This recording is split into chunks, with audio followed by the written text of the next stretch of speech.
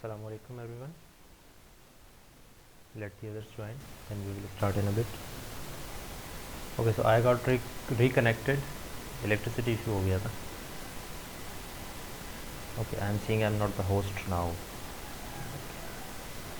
चलें जी, let's start. आवाज़ clear आ रही है या कोई नॉइज़ वगैरह है?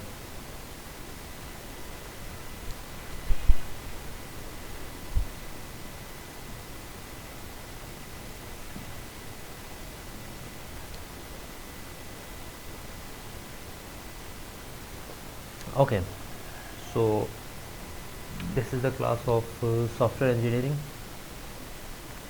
the course software engineering as well, section A, right? So let me share the screen and we will start right away.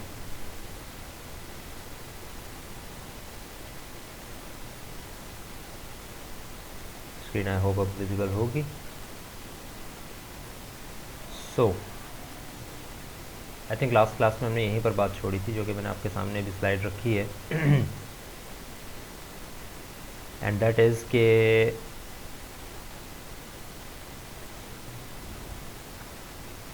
Right,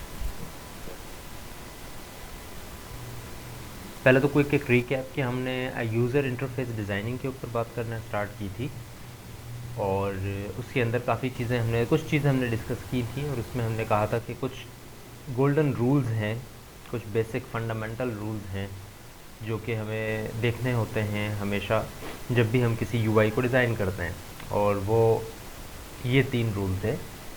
इसके अलावा हमने कुछ टिपिकल गलतियाँ भी देखी थी इनकी कि क्या हम गलतियाँ कर लेते हैं अक्सर जब हम कोई भी इंटरफेस को डिज़ाइन कर रहे होते हैं.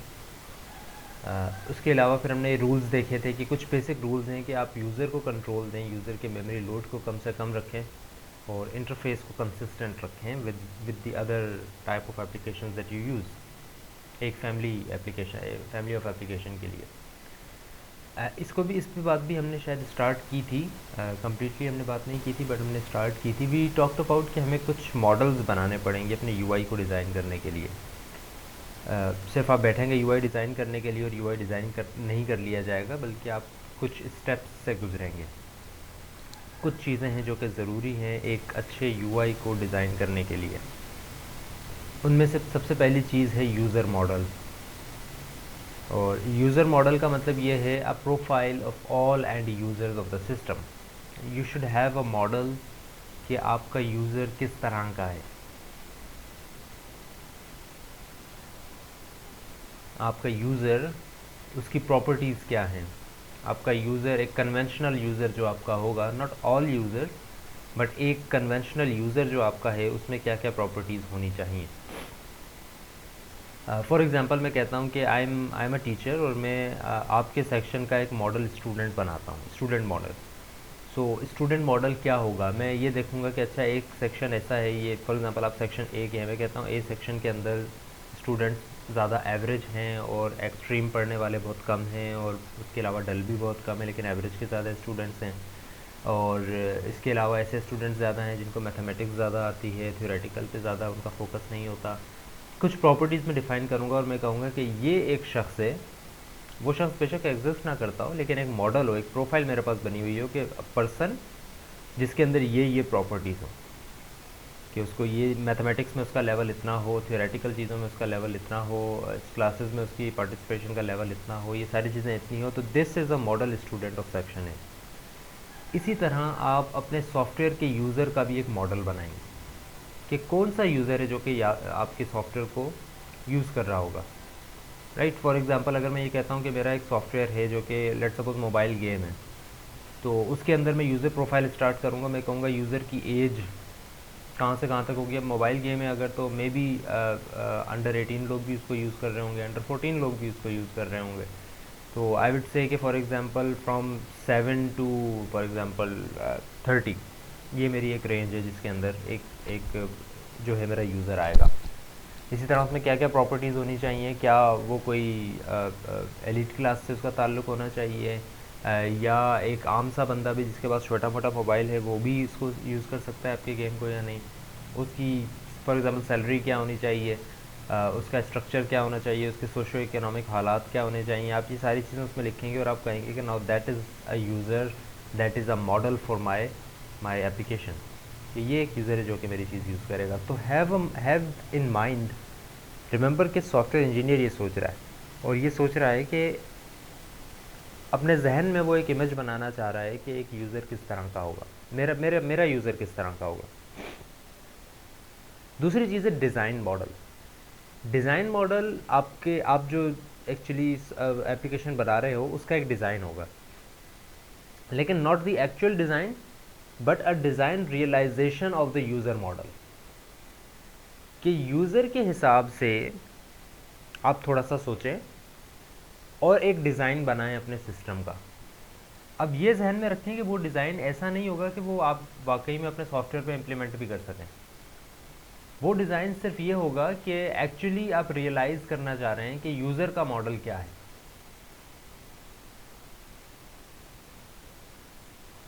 इस बात को दोबारा समझ लें। User model is the user model, जो कि आपने एक यूज़र का मॉडल बनाया है। Design model is also a user model but from your design realisation.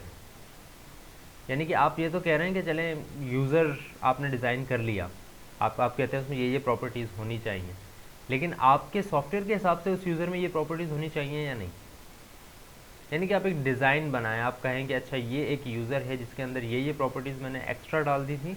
अब जो वाकई एक यूज़र यूज़ करेगा, पहले तो आपने मुख्तलिफ एंगल्स से देखा उसको, आपने इस एंगल से भी देखा कि आपको फॉर एग्जांपल फ़ायदा कौन ज़्यादा से ज़्यादा पहुंचाएगा। आप कहेंगे मैं ऐसा भी चाह रहा हूँ कि मेरा यूज़र ये भी हो, लेकिन क्या अकॉर्डिंग टू योर एप्लीकेशन वो यूज़र आपका हो सकता है या नहीं। तो एक रियल चीज़ बनाएं, एक रियलाइजेशन करें उस सारे चीज़ की, और ऐसा डिज़ाइन बनाएं जो कि आप समझते हैं कि वाकई अब ये एक पर्टिकुलर यूज़र है जो कि वाकई मेरी एप्लीकेशन को यूज़ कर भी सकता है। इट्स नॉट जस्ट लाइक कि मैंने जिन फैक्टर्स को देखा था सिर्फ उनको देखते हुए ये यूज़र मेरी एप्लीकेशन यूज़ करे, बल्कि ये एक ऐसा यूज़र होना चाहिए जो कि वाकई आपकी एप्लीकेशन यूज़ भी करे। रियलाइजेशन का word is the key. Then mental model. Mental model is the design of your system, is the design of your application from the perspective of user. The user's mental image of what the interface is. User क्या सोचेगा कि आपकी application किस तरह की है, right? अगर मैं ये कहता हूँ कि मैंने एक एप्लीकेशन बनानी है, मैं आप सबसे ये कहता हूँ कि मैंने एक एप्लीकेशन बनाई है और वो एप्लीकेशन है से मोबाइल बैंकिंग सिस्टम के लिए। एन एप्लीकेशन जो कि मोबाइल बैंकिंग, यानी कि आप पैसे कहीं से कहीं आप भेज सकें या कहीं आप जमा करवा सकें या इस तरह की चीज़ें। मोबाइल बैंकिंग सिस्टम के लिए मैंने एक एप्लीकेशन बनाई है, मोबाइल एप्लीकेशन। अब यूज़र एज ए यूज़र अगर आप सोचें तो आप सबके जहन में एक इमेज बन जाएगी कि अच्छा मेरा यूआई किस तरह का होगा, इंटरफेस किस तरह का होगा, एक रफ़ इमेज बन जाएगी, क्योंकि आप लोगों ने कहीं ना कहीं इस तरह की एप्लीकेशन चलाई होगी। तो अब एक रफ़ आइडिया आपके जहन में बन गया होगा कि अच्छा आप मोबाइल एप्लीकेशन, बैंक एप्लीकेशन की बात कर रहे हैं तो it would have some sort of balance आपके साथ ही सामने शो हो जाना चाहिए। इसके अलावा आपके सामने कुछ बटन्स होंगे कि या तो आपने ट्रांसफ़र करने होंगे पैसे, या आपने डिपॉजिट करने होंगे, या आपने सेंड करने होंगे, ये कुछ बटन्स होंगे आपके सामने। यू नो कि उसके अंदर बटन्स इस तरह के नहीं होंगे कि क्या कहते हैं, साइन अप, क्योंकि आप साइन अप नहीं करते हैं बैंक एप्लीकेशन के अंदर, आप साइन इन करते हैं। इसमें इस तरह का नहीं होगा कि चेंज द बैकग्राउंड, इसमें इस तरह का नहीं होगा कि आप जो है अपनी थीम चेंज कर लें, इसमें इस तरह का नहीं होगा कि आप अपने एवेटार को चेंज कर लें, आप अपनी प्रोफाइल इमेज को चेंज कर लें।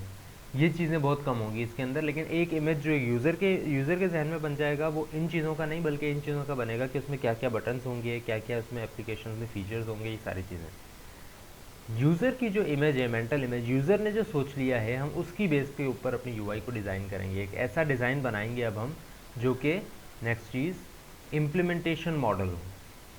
अब ये वो डिज़ाइन मॉडल होगा आपका जो कि एक्चुअली आप इम्प्लीमेंट भी कर सको। जब आप यूज़र के बारे में भी सोच चुके हो, यूज़र और एप्लीकेशन की रिलेशनशिप के बारे में भी सोच चुके हो, तो अब आप इम्प्लीमेंटेशन मॉडल के थ्रू अपने इंटरफेस को डिज़ाइन कर सकते हो। Now it is going to be the interface is look and feel coupled with supporting information that describe interface syntax and semantics, each and everything that your system is going to do, उसके हिसाब से आप अपनी सारी चीज़ें design करें।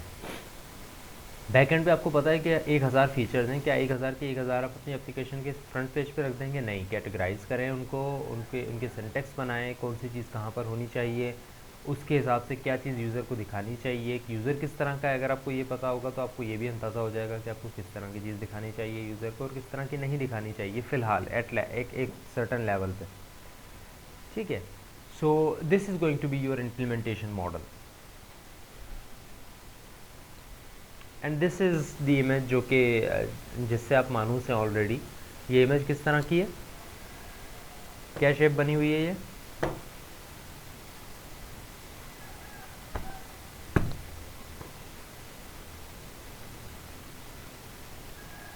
Good, Mohammad Talha का जवाब सही है। अब्दुल रहीम ने भी शेप तो सही बताई है, लेकिन जिसकी तरफ मैं जाना चाह रहा हूँ वो नहीं बताया। It is a spiral, although it is an oval shape but not a complete oval shape. This oval shape is going into an spiral, और ये स्पायरल वही है जिस तरह से हमने स्पायरल मॉडल देखा था। That spiral model was for the whole software development. This spiral model is for a particular design process. It's not known as a spiral model. ठीक है, स्पायरल मॉडल की जो कीवर्ड है वो हम तभी यूज़ करते हैं जब हम टोटल सॉफ्टवेयर को इस्तेमाल कर रहे हैं, डिज़ाइन कर रहे हूँ। बट जस्ट फॉर रेफरेंस मैं आपको ये बता रहा हूँ कि this is kind of an spiral, और स्पायरल का काम यही होता है कि keep doing each and everything over and over again जब तक कि आप एक सर्टेन रिजल्ट पर नहीं पहुंच जाते। Keep doing it over and over, one by one. एक दफ़ा किया, 1000 दफ़ा और करें, एक दफ़ा और करें, 2 दफ़ा और करें, 3 दफ़ा और करें। जब जब आपको लगता है कि इसमें चेंजेस हो सकती हैं, करते रहें। That is the whole gist of your spiral. और अगर आप इस स्पायरल को देखें तो इस स्पायरल के अंदर भी स्पायरल के अंदर वैसे 4 क्वाड्रेंट्स ही मोस्टली जो है वो बनाए जाते हैं, 4 से ज़्यादा नहीं बनाए जाते। अगर ज़रूरत हो तो बना सकते हैं, लेकिन बेसिकली 4 ही होते हैं, because X and Y axis के थ्रू हम कार्टेशियन कोऑर्डिनेट सिस्टम की बात करते हैं। सो फर्स्ट ऑफ ऑल क्या करें, इंटरफेस को एनालाइज करें और मॉडल करें। सबसे पहला quadrant interface analysis and modelling. इसके बाद क्या करें, इसके बाद इंटरफेस को डिज़ाइन करें। उसके बाद क्या करें, उसके बाद उसको इम्प्लीमेंट करें, एक्चुअली कंस्ट्रक्ट करें, और उसके बाद उसकी टेस्टिंग करें, यानी कि उसको वैलिडेट करें। वैलिडेशन यहाँ पर जो है वो सिर्फ और सिर्फ डिज़ाइन की वैलिडेशन हो रही है। It's not the validation of your system and integration. हम ये नहीं देख रहे, इस बात को ज़रा और से सुनिएगा, हम इस जगह पर ये वैलिडेट नहीं कर रहे होंगे कि आपकी यूआई बैकएंड के साथ सही कंपैटिबल होकर चल रही है या नहीं, ये काम हमने नहीं करना है। हमने सिर्फ डिज़ाइन को देखना है, क्योंकि बैकएंड तो अभी तक हमने बनाया ही नहीं है, वो तो अभी तक पेपर पर है, वो अभी हमने कंस्ट्रक्ट नहीं किया। एंड यू नो कि डिज़ाइन के प्रोसेस के बाद फिर हम जो है एक्चुअली इम्प्लीमेंट करते हैं चीज़ें, ठीक है। सो यहाँ पर अगर कंस्ट्रक्शन आप कर रहे हो तो सिर्फ कंस्ट्रक्शन आपकी एप्लीकेशन के डिज़ाइन की हो रही है, यानी फ्रंट एंड की हो रही है। बैक एंड की डेवलपमेंट अभी तक स्टार्ट भी नहीं हुई है। If you are talking about waterfall model, अगर हम किसी और तरह से चल रहे हैं तो मे बी साथ साथ वो भी काम हो रहा हो, लेकिन हम अभी फ़िलहाल उसको इसके साथ मिक्स नहीं कर सकते। तो validation would be only for how your design is going to be performing. उसकी नेविगेशन सही है या नहीं, आपकी सही कैटेगराइजेशन आपने की हुई है सही से या नहीं, मैनिपुलेशन सही से हो रही है आपके सॉफ्टवेयर की या नहीं, ये कुछ चीज़ें जो कि आप वैलिडेट कर सकते हैं।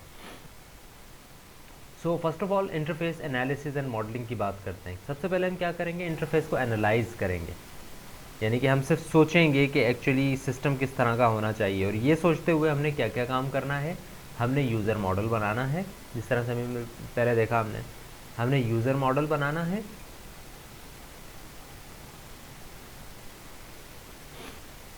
हमने डिज़ाइन मॉडल बनाना है, हमने मेंटल मॉडल बनाना है, और उसके बाद जो आखिरी चीज़ है ना इम्प्लीमेंटेशन मॉडल, वो इम्प्लीमेंटेशन मॉडल यहाँ पर बन रहा है। डिज़ाइन कर रहे हैं आप कि अच्छा अब उन सारी चीज़ों के ऊपर जिनको मैंने एनालाइज़ किया, हमने डिज़ाइन मॉडल भी देखा, हमने यूज़र का मेंटल मॉडल भी देखा, हमने यूज़र का जो है यूज़र मॉडल भी बनाया, उन सब के हिसाब से अब हमें जो डिज़ाइन बनाना है वो डिज़ाइन ये है। यहाँ पर आप डिज़ाइन कर रहे होगे एक्चुअली, और जब आप डिज़ाइन कर लोगे, now remember it is only on paper still, अभी आप कंस्ट्रक्ट नहीं कर रहे हो, आप सिर्फ डिज़ाइन बनाया है आपने यूजिंग एनी टाइप ऑफ से इलस्ट्रेटर और समथिंग लाइक दैट। इस फेज़ के बाद, डिज़ाइनिंग के बाद, फिर आप आते हो अगले क्वाड्रेंट के ऊपर, and that quadrant is for interface construction.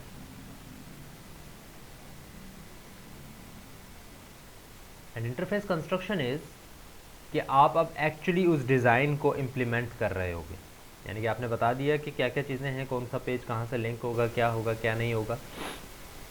अब आप वाकई कंप्यूटर के ऊपर बैठे हो और उस पे आप जो है एक्चुअली कोडिंग कर रहे हो या से डिज़ाइनिंग कर रहे हो using drag and drop whatever. अब आप एक्चुअली वो सारी चीज़ें, आप कलरिंग भी डिसाइड कर रहे हो, आप ये भी डिसाइड कर रहे हो कि बटन की शेप कितनी होनी चाहिए, आप ये भी डिसाइड कर रहे हो कि एक बटन किस तरह का होना चाहिए, आप ये भी डिसाइड कर रहे हो कि आपकी थीम क्या होनी चाहिए, आप ये भी डिसाइड कर रहे हो कि जो है यूज़र का नाम किस फ़ॉन्ट का लिखा हुआ होना चाहिए, आपकी एप्लीकेशन में सबसे पहले क्या जो है वो स्क्रीन आनी चाहिए। ये सारी चीज़ें आप वन बाय वन आप डिसाइड कर रहे हो, क्योंकि आप अब चीज़ इम्प्लीमेंट कर रहे हो। इससे पहले आपने चीज़ें जो डिज़ाइन की हैं, जो आपने इंटरफेस को पूरा का पूरा डिज़ाइन किया है, ऑब्वियसली चूँकि वो आपने एक पेपर पे किया है या आपने किसी एक सॉफ्टवेयर पे किया है, उसकी हो सकता है लिमिटेशंस डिफरेंट हो, और जिस लैंग्वेज के ऊपर आप इम्प्लीमेंट कर रहे हो सकता है उसकी लिमिटेशंस डिफरेंट हो। तो उन लिमिटेशंस के हिसाब से आप हो सकता है इंटरफेस को थोड़ा सा चेंज करना चाहो, बट ओवरऑल आपका इंटरफेस डिज़ाइन वही रहेगा। लेकिन जो आपने इमेज बनाई थी उस हिसाब से अब आप कंस्ट्रक्ट करना स्टार्ट कर दोगे अपने प्रोसेस को, अपने डिज़ाइन को। आफ्टर दैट अब उसके बाद आखिरी स्टेप रह गया, and that is interface validation. अब आप सिर्फ वैलिडेट करोगे अपने इंटरफेस को, विच मीन्स कि अब आप चेक करोगे कि एक्चुअली आपका इंटरफेस सही से काम कर भी रहा है या नहीं। चेक करने का मतलब क्या है, यू नो दैट टेस्टिंग वगैरह जिसको हम कहते हैं ना, this testing is only for the design phase, it's not for the whole system. तो अगर आप टेस्टिंग कर रहे होगे तो टेस्टिंग का मतलब यही है, या वैलिडेशन या टेस्टिंग एक ही वर्ड है, इसको एक ही वर्ड ले लें, कि आप ये देख रहे होगे कि आपका सिस्टम सही से काम कर रहा है या नहीं, आपका डिज़ाइन सही से काम कर रहा है या नहीं। ऐसा तो नहीं है कि आप एक बटन पे क्लिक करते हो और वो बटन पे क्लिक जब तक आप 2 दफ़ा ना करो तब तक वो आगे ना जाए, या आप जब तक 1 सेकंड तक उस पर क्लिक करके ना रखो तब तक वो आगे ना बढ़ रहा हो। ठीक है, इस तरह की कुछ चीज़ें होती हैं जो कि आपके डिज़ाइन के अंदर जो है वो फ्लॉज पैदा करना शुरू कर देती हैं। ऐसा तो नहीं हो रहा कि आपने कुछ कहा था कि आपके एक सर्टेन बटन इतनी जगहों पर आ जाएंगे, लेकिन वो जब इतनी जगहों पर आ रहे हैं तो कंसिस्टेंट नहीं हो पा रहे हैं। ऐसा तो नहीं है कि जो फ़ॉन्ट आपने यूज़ किया है वो फ़ॉन्ट थोड़ा सा अजीब बिहेव कर रहा हो आपके यूआई के साथ। इस तरह की बहुत सारी चीज़ें होती हैं जो कि आप वैलिडेट करेंगे। आपकी नेविगेशन किस तरह की है, आपकी कैटेगराइजेशन किस तरह की है, ये सारी चीज़ें आप जब वैलिडेट कर लेंगे और आप कहेंगे कि okay each and everything is now fine, then you can say okay now my system is okay. But for example, just for example, बल्कि हमेशा फर्स्ट स्पायरल में तो ऐसा ही होगा कि आपकी वैलिडेशन के अंदर आपको कुछ एरर्स नज़र आ जाते हैं। एरर्स का मतलब ये है कि कुछ ऐसी चीज़ें, एरर्स का मतलब ऐसा नहीं है कि आपका सिस्टम चल ही नहीं रहा होगा, क्योंकि अभी तक आपने सिस्टम नहीं बनाया, you just have designed the whole manipulation and navigation thing. Error का मतलब ये है कि कुछ चीज़ें जो कि आप करना चाह रहे थे लेकिन वो उस तरह से नहीं हो पा रही, या वो यूज़र फ्रेंडली नहीं रहेंगी, या कुछ ऐसी चीज़ें होंगी जो आप कहेंगे कि नहीं ये चीज़ तो गलत है, इसको सही होना चाहिए, यहाँ पे इसको इस तरह से चेंज होना चाहिए। तो अगर आपको कोई ऐसी चीज़ इनकाउंटर होती है जो कि आप कहते हैं कि चेंज करनी है मुझे, तो आप डायरेक्टली उस चीज़ को चेंज नहीं करेंगे, अब आप दोबारा उन सारे फेजेस से गुजरेंगे, यानी कि अब आप अगला स्पायरल स्टार्ट करेंगे। This spiral started from here, first spiral, यहाँ से आए, आपने ये काम किया, फिर आपने ये काम किया, फिर आपने ये काम किया, बात ख़त्म हो जाती है अगर ये सारे काम हो जाते तो। बट इस जगह पर आपको कोई अगर एरर्स नज़र आते हैं तो आप दोबारा से अब इंटरफेस एनालिसिस एंड डिज़ाइन करेंगे, देन आप डिज़ाइनिंग करेंगे अपने इंटरफेस की, देन आप उसको कंस्ट्रक्ट करेंगे दोबारा। ना रिमेंबर कि अब इस कंस्ट्रक्शन में सारी चीज़ें दोबारा से आप नहीं करेंगे, सारी चीज़ें आपके पास हुई हुई हैं, सिर्फ वही चीज़ आप चेंज करेंगे जिसमें आपको एरर नज़र आए, और उसके बाद फिर उसको दोबारा वैलिडेट करेंगे। स्पायरल का मतलब सिर्फ इतना होता है, इसका मतलब ये नहीं कि आप इंटरफेस एनालिसिस एंड मॉडलिंग दोबारा से सारी करेंगे, जिस चीज़ में आपको एरर नज़र आया है उसको दोबारा से एनालाइज करें।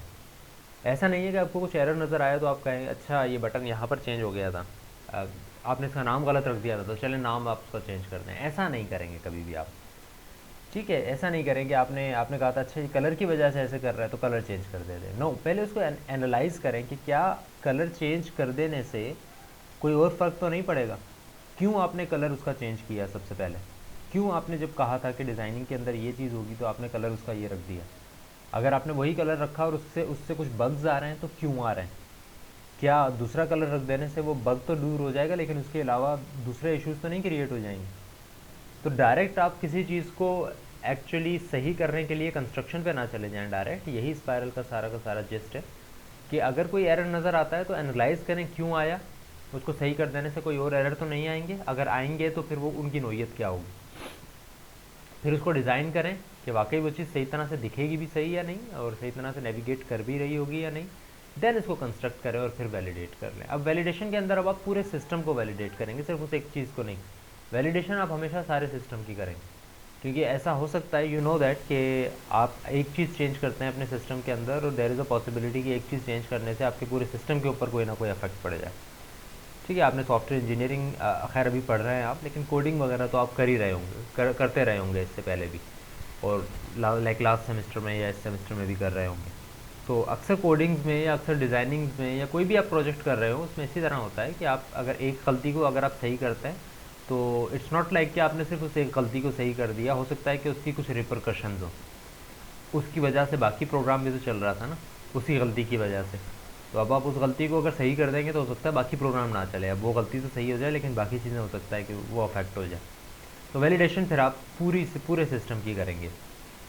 तो एनालिसिस हमेशा करेंगे, हम डिज़ाइन करेंगे, इंटरफेस की कंस्ट्रक्शन करेंगे और नेट वैलिडेशन करेंगे, और ये काम हम जब तक करते जाएंगे, जब तक कि हर स्पायरल के अंदर हम ये काम करते जाएंगे, जब तक कि हम फुल्ली मुतमईन नहीं हो जाएं कि okay now this is the actual thing जो कि हम कह रहे हैं कि आपका यूआई होगा, ये आपका यूज़र इंटरफेस होगा। अच्छा, इस यूज़र इंटरफेस में बहुत सारी ऐसी चीज़ें भी आती हैं, स्पेशली वैलिडेशन के फेज़ में, जो कि समझना थोड़ा सा लाजमी है हमारे लिए यहाँ पे। ऑल्दो वो चीज़ें टेस्टिंग के फेज़ के अंदर हम अलग से पढ़ेंगे, पर चूँकि यहाँ पर भी हम टेस्टिंग कर रहे हैं, एक तरह की वैलिडेशन कर रहे हैं, तो उन चीज़ों का एक थोड़ा सा फ्लेवर यहाँ पर भी ले लेते हैं। आप मुझे बताएं वैलिडेशन किस किस तरीके से हो सकती है, क्या क्या तरीके हैं जिस तरीके से हम वैलिडेट कर सकते हैं अपने पूरे सिस्टम को, पूरे यूआई को। लाइक फॉर एग्जांपल, अगर मैं ये कहता हूँ, एक एग्जांपल मैं लेता हूँ, मैं वैलिडेट करने बैठ रहा हूँ अपनी यूआई को, तो मैं कहता हूँ कि मैं सारे काम खुद करूँगा और there is no team for me और I will do all the work, और मैं वन बाय वन हर एक बटन को चेक करूँगा, हर एक यूज़ केस को चेक करूँगा, हर एक टेस्ट केस को चेक करूँगा। I am just talking about the UI, कि ऐसा तो नहीं है कि कहीं नेविगेशन में इशू आ रहा है, ऐसा तो नहीं है कि कहीं आप बटन पे क्लिक करते हैं तो वो रिस्पांस नहीं कर रहा है, ऐसा तो नहीं है कि कहीं आप एक बटन पे क्लिक करते हैं और उसके साथ दूसरी कमांड आ जाती है, वो कमांड नहीं आती जो कि आप करना चाह रहे हो। तो एक एक करके मैं सारी चीज़ें चेक करूँगा और इसके अंदर से 10 दिन लगेंगे मुझे कि मैं हर एक यूज़ केस को चेक करूँगा। एक दिन में अगर मैं 10-15 यूज़ केस भी चेक करता हूँ तो there are hundreds of use cases, और मैं एक एक करके सबको चेक करूँगा और कोई इशू आता है तो वो नोट करता रहूँगा और फिर वो मैं रिपोर्ट कर दूँगा। एक तरीका तो ये है, इसके अलावा और क्या क्या तरीके आते हैं आपके जहन में? Yes, no any idea? और कोई आइडिया आपके जहन में नहीं है कि और किस तरह से हम वैलिडेट कर सकते हैं? चलें, एक तरीका और ये भी हो सकता है कि मैं बजाय इसके कि मैं काम खुद करूँ, मैं एक टीम हायर करता हूँ और सबको डिवाइड कर देता हूँ कि इतने यूज़ केसेस हैं तो इसमें से आपने हर किसी ने 10-10, 15-15 जो है यूज़ केसेस चेक करना है। एक तरीका ये भी हो सकता है। एक तरीका ये भी हो सकता है कि आप, अब ये मेरे आपसे सवाल होगा कि क्या ऐसा मुमकिन है कि मैं सिर्फ डिज़ाइन टेस्ट करने के लिए यूज़र को जो है वो एक बेटा वर्जन दे दूं? कहने का मतलब ये है कि मैं यूज़र को कह देता हूं कि आप बैक एंड अभी तक हमारा काम नहीं कर रहा है, it's just in the designing phase, तो डिज़ाइनिंग में अगर कोई इश्यूज़ हैं तो वो आप हमें रिपोर्ट कर दें। हम यूज़र को देते हैं कि वो यूज़र चेक कर ले, अपने हिसाब से चला कर देख ले सारी चीज़ें और उस हिसाब से फिर हमें जो है बता दे कि क्या चीज़ काम कर रही है और क्या चीज़ किस चीज़ में इशू है। Is that possible? Is that doable? ठीक है, so this is also a doable thing. हो सकता है कि आप यूज़र्स को जो है वो कह दें अपनी चीज़ कि भाई ये एक सिस्टम हमने बनाया है और इसके अंदर जो चीज़ें हैं वो हम चेक करना चाह रहे हैं, तो हमारी टीम भी काम कर रही है और यूज़र भी चेक कर रहे हैं उसको, और यूज़र मुझे बता दें कि क्या उनको क्या एरर्स लगते हैं। हो सकता है बहुत सारी चीज़ें ऐसी होती हैं जो कि as a software engineer perspective या डिज़ाइन इंजीनियर पर्सपेक्टिव डिज़ाइनर ना देख सकता हो, लेकिन यूज़र ने चूँकि यूज़ करनी है वो एप्लीकेशन, तो हो सकता है कि यूज़र के जहन में वो चीज़ें आ जाएँ कि क्या क्या काम मैंने करने हैं और कितनी कितनी रिस्पॉन्स टाइम में मुझे वो चाहिए, कौन सी चीज़ें हैं जिसके अंदर बग फील हो रहे हैं, तो ऐसी चीज़ें वो रिपोर्ट कर सकता है। But not for every user, हम ये काम हर यूज़र के लिए नहीं कर रहे होंगे, हम ये काम सिर्फ करेंगे कुछ सेलेक्टेड यूज़र को लेके। हम फॉर एग्ज़ाम्पल हम उन यूज़र्स को भी हायर करेंगे, बिकॉज यू नो कि जब तक आपका सॉफ्टवेयर कम्प्लीटली बिल्ड नहीं हो जाता तब तक आप उस सॉफ्टवेयर को पब्लिकली रिलीज़ नहीं करना चाहेंगे। कहीं पर भी ऐसा नहीं होता है कि आप पब्लिकली रिलीज़ कर दें और यूज़र्स को कहें कि आप ये चीज़ चेक करके बताएं सही है या नहीं, ठीक है। स्पेशली जब आपका बैक एंड ही काम नहीं कर रहा, अभी आपने सिर्फ फ्रंट एंड यानी यूआई बनाई है, तो इस पर्टिकुलर केस के अंदर we would just hire a team of users. हम नॉन इंजीनियर्स को हायर करेंगे, हम कहेंगे कि हमें कुछ यूज़र्स चाहिए, ऐसे लोग जो कि हमारी एप्लीकेशन के यूज़र्स हों या हमारी एप्लीकेशन की फैमिली के किसी और एप्लीकेशन के यूज़र्स हों, तो उन यूज़र्स को हम हायर करेंगे। 8-10 यूज़र्स को हम हायर करते हैं, उनको हम कुछ पे करेंगे और उनको ये कहेंगे कि you just have to do this, कि आपने इस एप्लीकेशन को चलाना है। अभी ये काम नहीं कर रही है बट आपने इसको चलाना है और आपने बताना है कि एज ए यूज़र आपको क्या फ़ील होता है, जिसको आम वर्ड्स में कहा जाता है फोकस ग्रुप। इस वर्ड को इस पूरी चीज़ को कहा जाता है फोकस ग्रुप। इसकी डिटेल हम देखेंगे जब हम स्पेशली टेस्टिंग के फेज़ में जब हम आएंगे स्पेसिफिकली, तब हम इसकी चीज़ देखेंगे जब हम पूरे सिस्टम को टेस्ट करवाना चाह रहे होंगे। अभी सिर्फ डिज़ाइन की बात हो रही है, तो डिज़ाइन में भी आप इसको इस्तेमाल कर सकते हैं, and that is known as focus group. आप एक ग्रुप हायर करें और जिनका काम सिर्फ ये होगा कि आप उनको एप्लीकेशन देंगे, वो चलाएंगे, एक दिन चलाएं, 2 दिन चलाएं और फिर आकर जो है आपको वो उसके इश्यूज़ या बग्स वगैरह बताएंगे। तो ये फेजेस हैं 4-5 जो कि हमें लाजमी तौर पर इस्तेमाल करने होते हैं in order to check our system के वो यूआई के वो सही काम कर रही है या नहीं।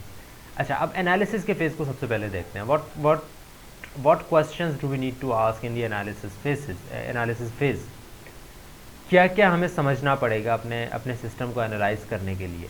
जिस तरह से मैंने कहा ना कि एनालिसिस के फेज़ के अंदर वही सारी चीज़ें हमें देखनी होंगी जो कि यूज़र मॉडल क्या है, डिज़ाइन मॉडल क्या है, यूज़र सोच क्या रहा है, वही सारी चीज़ें हम यहाँ पर भी देखते हैं। But there are 4 specific things that we need to understand in order to analyze the interface, that what our interface is going to be like, what our system is going to do with that interface. So interface analysis means understanding, number one, what understanding? The end user, like just like I said, ki user model. So first of all you would need to understand the end users who will interact with the system through the interface. सबसे पहले हमें ये समझना होगा कि end users कौन से हैं जो कि हमारे सिस्टम के साथ इंटरेक्ट करेंगे। कौन से हैं का मतलब सिर्फ ये नहीं है कि कौन कौन लोग होंगे वो, बल्कि किस तरह के लोग होंगे, उनकी प्रॉपर्टीज़ क्या होंगी, उनके क्या क्या एट्रीब्यूट्स होंगे, उनकी क्या क्या टाइमिंग होंगी। फॉर एग्जांपल किस टाइम पर आपकी एप्लीकेशन यूज़ कर रहे होंगे, कितने पेशेंट वो होंगे, यानी कि कितने हो सकता है आपके रिस्पॉन्स टाइम में कोई इशूज़ हो तो किस तरह के लोग हैं। ऐसे लोग तो नहीं है जिनका काम जो है वो टाइम के ऊपर मुनसर कर रहा है सारा का सारा, और आपका अगर रिस्पॉन्स टाइम ज़्यादा हो जाता है तो that is a bad thing. ऐसे यूज़र तो नहीं है कि जो टाइमिंग का उनको इशू नहीं है लेकिन उनको इशू विजिबिलिटी का हो फॉर एग्जांपल। तो ऐसा हो कि आपकी यूआई हो यूज़र फ्रेंडली, बेशक टाइम वो थोड़ा ज़्यादा ले रही हो, तो यूज़र किस तरह का है आपका, उसको आपको समझना पड़ेगा। नॉट जस्ट आपको देखना पड़ेगा कि क्या यूज़र है, आपको समझना पड़ेगा कि यूज़र क्या है। Then the tasks that end user must perform to do their work, like I said, कि किस तरह का काम वो आपकी एप्लीकेशन से चाह रहा है, क्या क्या काम वो आपकी एप्लीकेशन से ले रहा होगा। फॉर एग्जांपल मैं इसी बैंकिंग एप्लीकेशन की अगर एग्जांपल लेता हूँ ना आपके सामने, बैंकिंग एप्लीकेशन में तकरीबन आई थिंक 50 प्लस फीचर्स होते हैं। आप मनी ट्रांसफ़र कर सकते हैं, आप किसी से मनी जो है वो ले सकते हैं, इसी तरह आप अपने अकाउंट नंबर को आई थिंक चेंज करवाने के लिए एप्लीकेशन दे सकते हैं। इस तरह के 85 जो हैं उसके अंदर फीचर्स होते हैं। बट एक यूज़र एप्लीकेशन अगर कोई बना रहा है इस तरह की बैंकिंग एप्लीकेशन, ही और शी शुड नो कि आपने फीचर्स 50 के 50 डाल देने हैं, लेकिन उसमें से यूज़र्स क्या यूज़ कर रहे होंगे, क्या काम आपकी एप्लीकेशन के थ्रू कर रहे होंगे। फॉर एग्जांपल एक काम है जो कि एप्लीकेशन के थ्रू भी किया जा सकता है, लेकिन मैं प्रेफर करूँगा कि मैं उसको वेबसाइट पर आकर कर लूँ। और कुछ काम ऐसे भी होते हैं जो कि वेबसाइट से भी किए जा सकते हैं, लेकिन मैं प्रेफर करूँगा कि मैं वो जाकर बैंक से कर लूँ।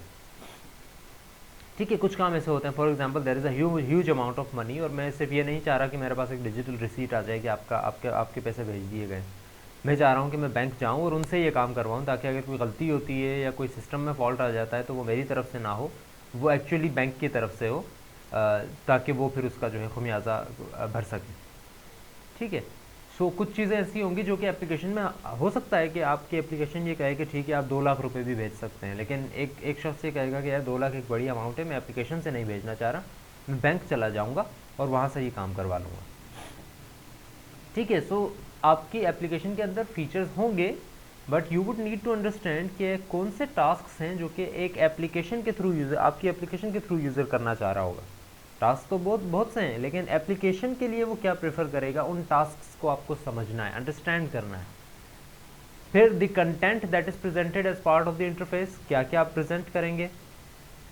Although each and everything would be in the system, but उनको कैटेगराइज आप किस तरह से करेंगे, किस तरह से आप शो करेंगे कि कोई काम आप कर सकते हैं या नहीं, और जो काम आप कर रहे होंगे वो काम उसमें से इम्पोर्टेंट काम कौन से हैं जो कि आपको टॉप ऑफ द स्क्रीन पे दिखाने हैं, और कौन से ऐसे हैं जो कि आप काफ़ी अंदर जाकर आप उनको दिखा सकते हैं कैटेगराइज करके। तो इस कंटेंट को भी आपने देखना है कि कौन सा कंटेंट है जो कि आपने किस तरह से शो करना है।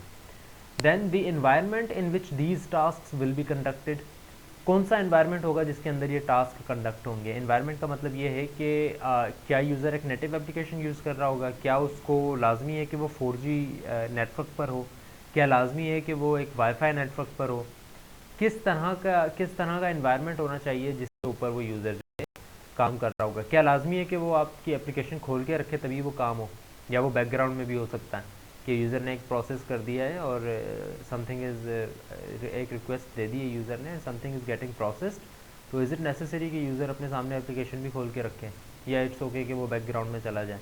तो किस एनवायरनमेंट के अंदर आपका यूज़र जो है आपकी सिस्टम काम कर रहा होगा, ये हमें समझने की ज़रूरत है। तो 4 चीज़ें होंगी जिसके ऊपर हमारा फोकस है। कौन से लोग यूज़ करेंगे, क्या क्या टास्क परफॉर्म करना चाहेंगे यूजिंग दैट एप्लीकेशन, क्या कंटेंट है जिसको आपने किस तरह से जो है वो शो करवाना है अपनी एप्लीकेशन के ऊपर, और किस इन्वायरमेंट में आपके टास्क परफॉर्म हो रहे होंगे। This is the whole thing. अच्छा, इन्वायरमेंट के अंदर एक ये चीज़ भी आ जाती है कि ऐसा तो नहीं है कि आपकी एप्लीकेशन इस तरह की हो, या फॉर एग्जांपल आपकी एप्लीकेशन इस तरह की है कि यूज़र उसको तभी इस्तेमाल कर रहा होगा जब उसको फॉर एग्जांपल जल्दी है किसी काम की। इसी बैंकिंग एप्लीकेशन की एग्जांपल लेते हैं, तो हो सकता है कि वो मुझे 2 लाख रुपए अगर भेजने हैं, तो बजाय इसके कि मैं कह ही रहा हूँ कि मुझे बैंक जाके करना पड़ेगा, लेकिन हो सकता है कि मुझे जल्दी हो, और मैं ये चाह रहा हूँ कि चलें डिजिटल रिसीट के ऊपर भी मुझे 90% भरोसा है कि ठीक है पैसे चले जाएंगे दूसरे शख्स के पास, तो मैं मोबाइल एप्लीकेशन से ही भेज देता हूँ, मेरे पास इतना टाइम नहीं है। तो सिनेरियोज़ अपने जहन में इस तरह से रखें कि आपको अंदाज़ा हो कि आपकी एक पर्टिकुलर एप्लीकेशन को यूज़र जब यूज़ कर रहा होगा तो वो किस सिचुएशन में होगा, किस एनवायरनमेंट में वो होगा, तब जाकर वो जो है आपकी एप्लीकेशन यूज़ कर रहा होगा। फॉर एग्ज़ाम्पल अगर मैं इसी एप्लीकेशन से 2 लाख रुपए जिस तरह से मैं कह रहा हूँ कि मैं भेज रहा हूँ, लेट सपोज कि मैं 2 लाख नहीं, मैं 20 रुपये भेज रहा हूँ। ठीक है, अब इन माई पर्सनल ओपिनियन वो 20 रुपये भेजना इज़ मोर नेसेसरी। अगर वो एक शख्स 20 रुपये भेज रहा है, इसका मतलब है कि ही और शी कैन नॉट मूव या can not go anywhere, because 20 rupees or something जो कि आप दूसरे मीन्स से भी भेज सकते हैं, लेकिन वो आपकी एप्लीकेशन को अगर यूज़ कर रहा है जस्ट टू सेंड 20 रुपीज़, तो इट मीन्स ही और she is in a very hurry, या वो बहुत मजबूरी में है जिस वजह से वो आपकी एप्लीकेशन यूज़ कर रहा है, और उस पर्टिकुलर सिचुएशन के अंदर आपकी एप्लीकेशन कभी भी धोखा नहीं देनी चाहिए। अगर उस पर्टिकुलर सिचुएशन के अंदर जो कि एनवायरनमेंट आपको ये सोचना है as a software engineer, as a designer, हमें ये सोचना है कि ऐसे पर्टिकुलर केस के अंदर अगर यूज़र यूज़ कर रहा है तो उस ट्रांजैक्शन को हमने जो है प्रायोरिटी देनी है, दूसरी ट्रांजैक्शन को हमने इतनी प्रायोरिटी नहीं देनी। ऐसी ट्रांजैक्शन जो कि हमें लाजमी पता है कि यूज़र एप्लीकेशन से इसी वजह से कर रहा है because he does not have any other option, तो we should accommodate the user on priority basis. So these 4 things we need to understand in order to develop the interface. Then user को analyze करते हैं। There are lot of questions, ज़्यादातर questions हम ऐसे ही गुजार देंगे, but let's just have a gist of it कि हम यूज़र को एनालाइज किन किन क्वेश्चंस की बेस पे कर रहे होते हैं, हम कैसे यूज़र मॉडल बना सकते हैं। Are users trained professionals, technicians, clerical और मैन्युफैक्चरिंग वर्कर्स? क्या आपके यूज़र्स ट्रेंड यूज़र्स होंगे या फॉर एग्जांपल अनपढ़ होंगे, जिनको जिनको मोबाइल चलाना भी नहीं आता है, जिनको लैपटॉप चलाना ही नहीं आता, आप उनको ट्रेन करवाना चाहेंगे? क्या ऐसा है कि आपके जो यूज़र्स हैं, आपने एक एप्लीकेशन बनाई है ऐसे ऐसे यूज़र्स के लिए, फॉर एग्जांपल एक ऐसी एप्लीकेशन आपने बनाई है जो कि फैक्ट्री वर्कर्स के लिए है। अब फैक्ट्री वर्कर्स के लिए उससे उससे आसानी तो हो जाएगी, लेकिन उनको ज़्यादातर डेस्कटॉप फॉर एग्जांपल चलाना नहीं आता, लेबर की बात कर रहा हूँ। तो आप उनको पहले इस चीज़ की ट्रेनिंग देंगे, क्या ट्रेनिंग रिक्वायर्ड है या नहीं, या वो ऑलरेडी ट्रेंड प्रोफेशनल्स हैं। अगर एक एप्लीकेशन एक टीचर के लिए बनाई जाती है, फॉर एग्जांपल स्पेशली एक कंप्यूटर साइंस टीचर के लिए, तो उसके लिए आपको ट्रेन करने की ज़रूरत नहीं है उस टीचर को, ठीक है। That teacher will be learning on his own, because he already knows how a laptop works, he already know what applications are, how they work, उसमें क्या क्या चीज़ें होती हैं उनको पता है, तो फिर आपको ट्रेन करने की ज़रूरत नहीं है। तो पहला क्वेश्चन तो ये हो गया कि what are they trained or not, or you would have to train them. What level of formal education does the average user have? Average user की फॉर्मल एजुकेशन कितनी है? क्या आपका एवरेज यूज़र एक सिर्फ प्राइमरी पास होगा? क्या आपका एवरेज यूज़र सिर्फ 7 और 8 ईयर्स ऑफ एज होगा? क्या आपका एवरेज यूज़र एक PhD होगा? क्या आपको पता है कि आपका एक सिस्टम अगर यूज़ कर रहा है, फॉर एग्जांपल हम बात करते हैं SPSS की। SPSS is a software that is use to analyze data. तो डाटा को एनालाइज करने के लिए वही लोग इस्तेमाल कर रहे होते हैं जो कि ज़्यादातर या तो जिन्होंने बैचलर्स किया हुआ होता है या मास्टर्स किया हुआ होता है, वो ज़्यादातर उस एप्लीकेशन को यूज़ कर रहे होते हैं, because there is a lot of data, और फिर उसमें से आप नंबरिंग्स वगैरह को चेक कर रहे होते हो। तो ये जो सारी चीज़ें हैं, इनको देखने के लिए you would have to know कि आपकी फॉर्मल एजुकेशन जो है आपके एक एवरेज यूज़र की, वो क्या है, ठीक है जी। So, are the users capable of learning from written materials or have they expressed a desire for classroom training? आपके यूज़र, क्या आप ट्रेनिंग मटेरियल लिख कर दे देंगे तो वो समझ लेंगे, आपकी जान छूट जाएगी कि आपने एप्लीकेशन दे दी और उसके साथ उसके डॉक्यूमेंट्स दे दिए, या आपको उसको समझाना पड़ेगा, उसको ट्रेन करना पड़ेगा, उसको क्लासरूम ट्रेनिंग देनी पड़ेगी, एक पूरी क्लास बनाकर, और उनको आपको समझाना पड़ेगा कि क्या काम किस तरह से होना है। Is that the case? Are user expert typists or keyboard phobic? क्या आपके यूज़र्स ऐसे हैं जो कि कीबोर्ड को यूज़ करना चाहेंगे, या ऐसे हैं जो कि कीबोर्ड को यूज़ करना नहीं चाहेंगे? काफ़ी इस तरह की एप्लीकेशंस होती हैं जिसमें हम कहते हैं कि हमें ये लिखना क्यों पड़ रहा है, हम क्यों इस कीबोर्ड क्यों इस्तेमाल हो रहा है यहाँ पे, सिंपली हम जो है माउस से इस बटन पे क्लिक कर दें तो ये काम हो जाए, ठीक है। सो आपके कीबोर्ड टाइपिस्ट्स हैं यूज़र्स, या वो प्रेफर करते हैं कि कीबोर्ड को यूज़ ना किया जाए? What is the age range of your user community? Will the users be represented predominantly by one gender? क्या ऐसा है कि आपकी एप्लीकेशन इस तरह की हो जो कि सिर्फ एक जेंडर को रिप्रेजेंट कर रही हो? यानी कि हो सकता है कि आपकी एप्लीकेशन इस तरह की हो जो कि जिसके यूज़र ज़्यादा से ज़्यादा मेल हो, या हो सकता है ज़्यादा से ज़्यादा फीमेल हो, ठीक है। तो देयर इज़ अ पॉसिबिलिटी कि उस हिसाब से फिर आप अपने यूज़र इंटरफेस को डिज़ाइन करें। या नॉट जस्ट जेंडर, क्या आपके यूज़र्स इस तरह के हैं जो कि प्रीडोमिनेटली राइट हैंडेड होंगे? क्या आपके यूज़र ऐसे हैं जो कि प्रीडोमिनेटली राइट हैंडेड होंगे? अगर ऐसा है कि राइट हैंडेड होंगे तो आप उस हिसाब से अपने बटन्स को एनालाइज करोगे और उस हिसाब से अपने बटन्स वगैरह को, UI को डिज़ाइन करोगे, ठीक है। अगर आपके यूज़र्स इस तरह के हैं जो कि 99% राइट हैंडेड हैं, तो फिर आपकी एप्लीकेशन भी उस तरह की चीज़ को सपोर्ट करनी चाहिए। आप ये नहीं सोचें कि आपकी एप्लीकेशन, आपके यूज़र्स दोनों तरह के होंगे। अगर आप ये सोचते हैं कि दोनों तरह के होंगे तो फिर 90% या 99% जो राइट हैंडेड पीपल हैं उनको ज़्यादा इश्यूज़ हो रहे होंगे, एंड वो कहेंगे कि ये चीज़ जो है यहाँ पर होनी चाहिए थी, ठीक है। जिस तरह से इसकी एक पर्टिकुलर एग्जांपल मेरे जहन में है कि देर वॉज अ टाइम, बल्कि देर इज़ अ टाइम, अगर आप लोगों ने यूज़ किया हो, there is an application called Reddit के ऊपर जो है आप मोबाइल फ़ोन के ऊपर अगर उसकी एप्लीकेशन चलाएं तो उसके ऊपर काफ़ी लोग मजाक उड़ा रहे थे कि रेडिट का जो लाइक बटन है वो काफ़ी दूर है।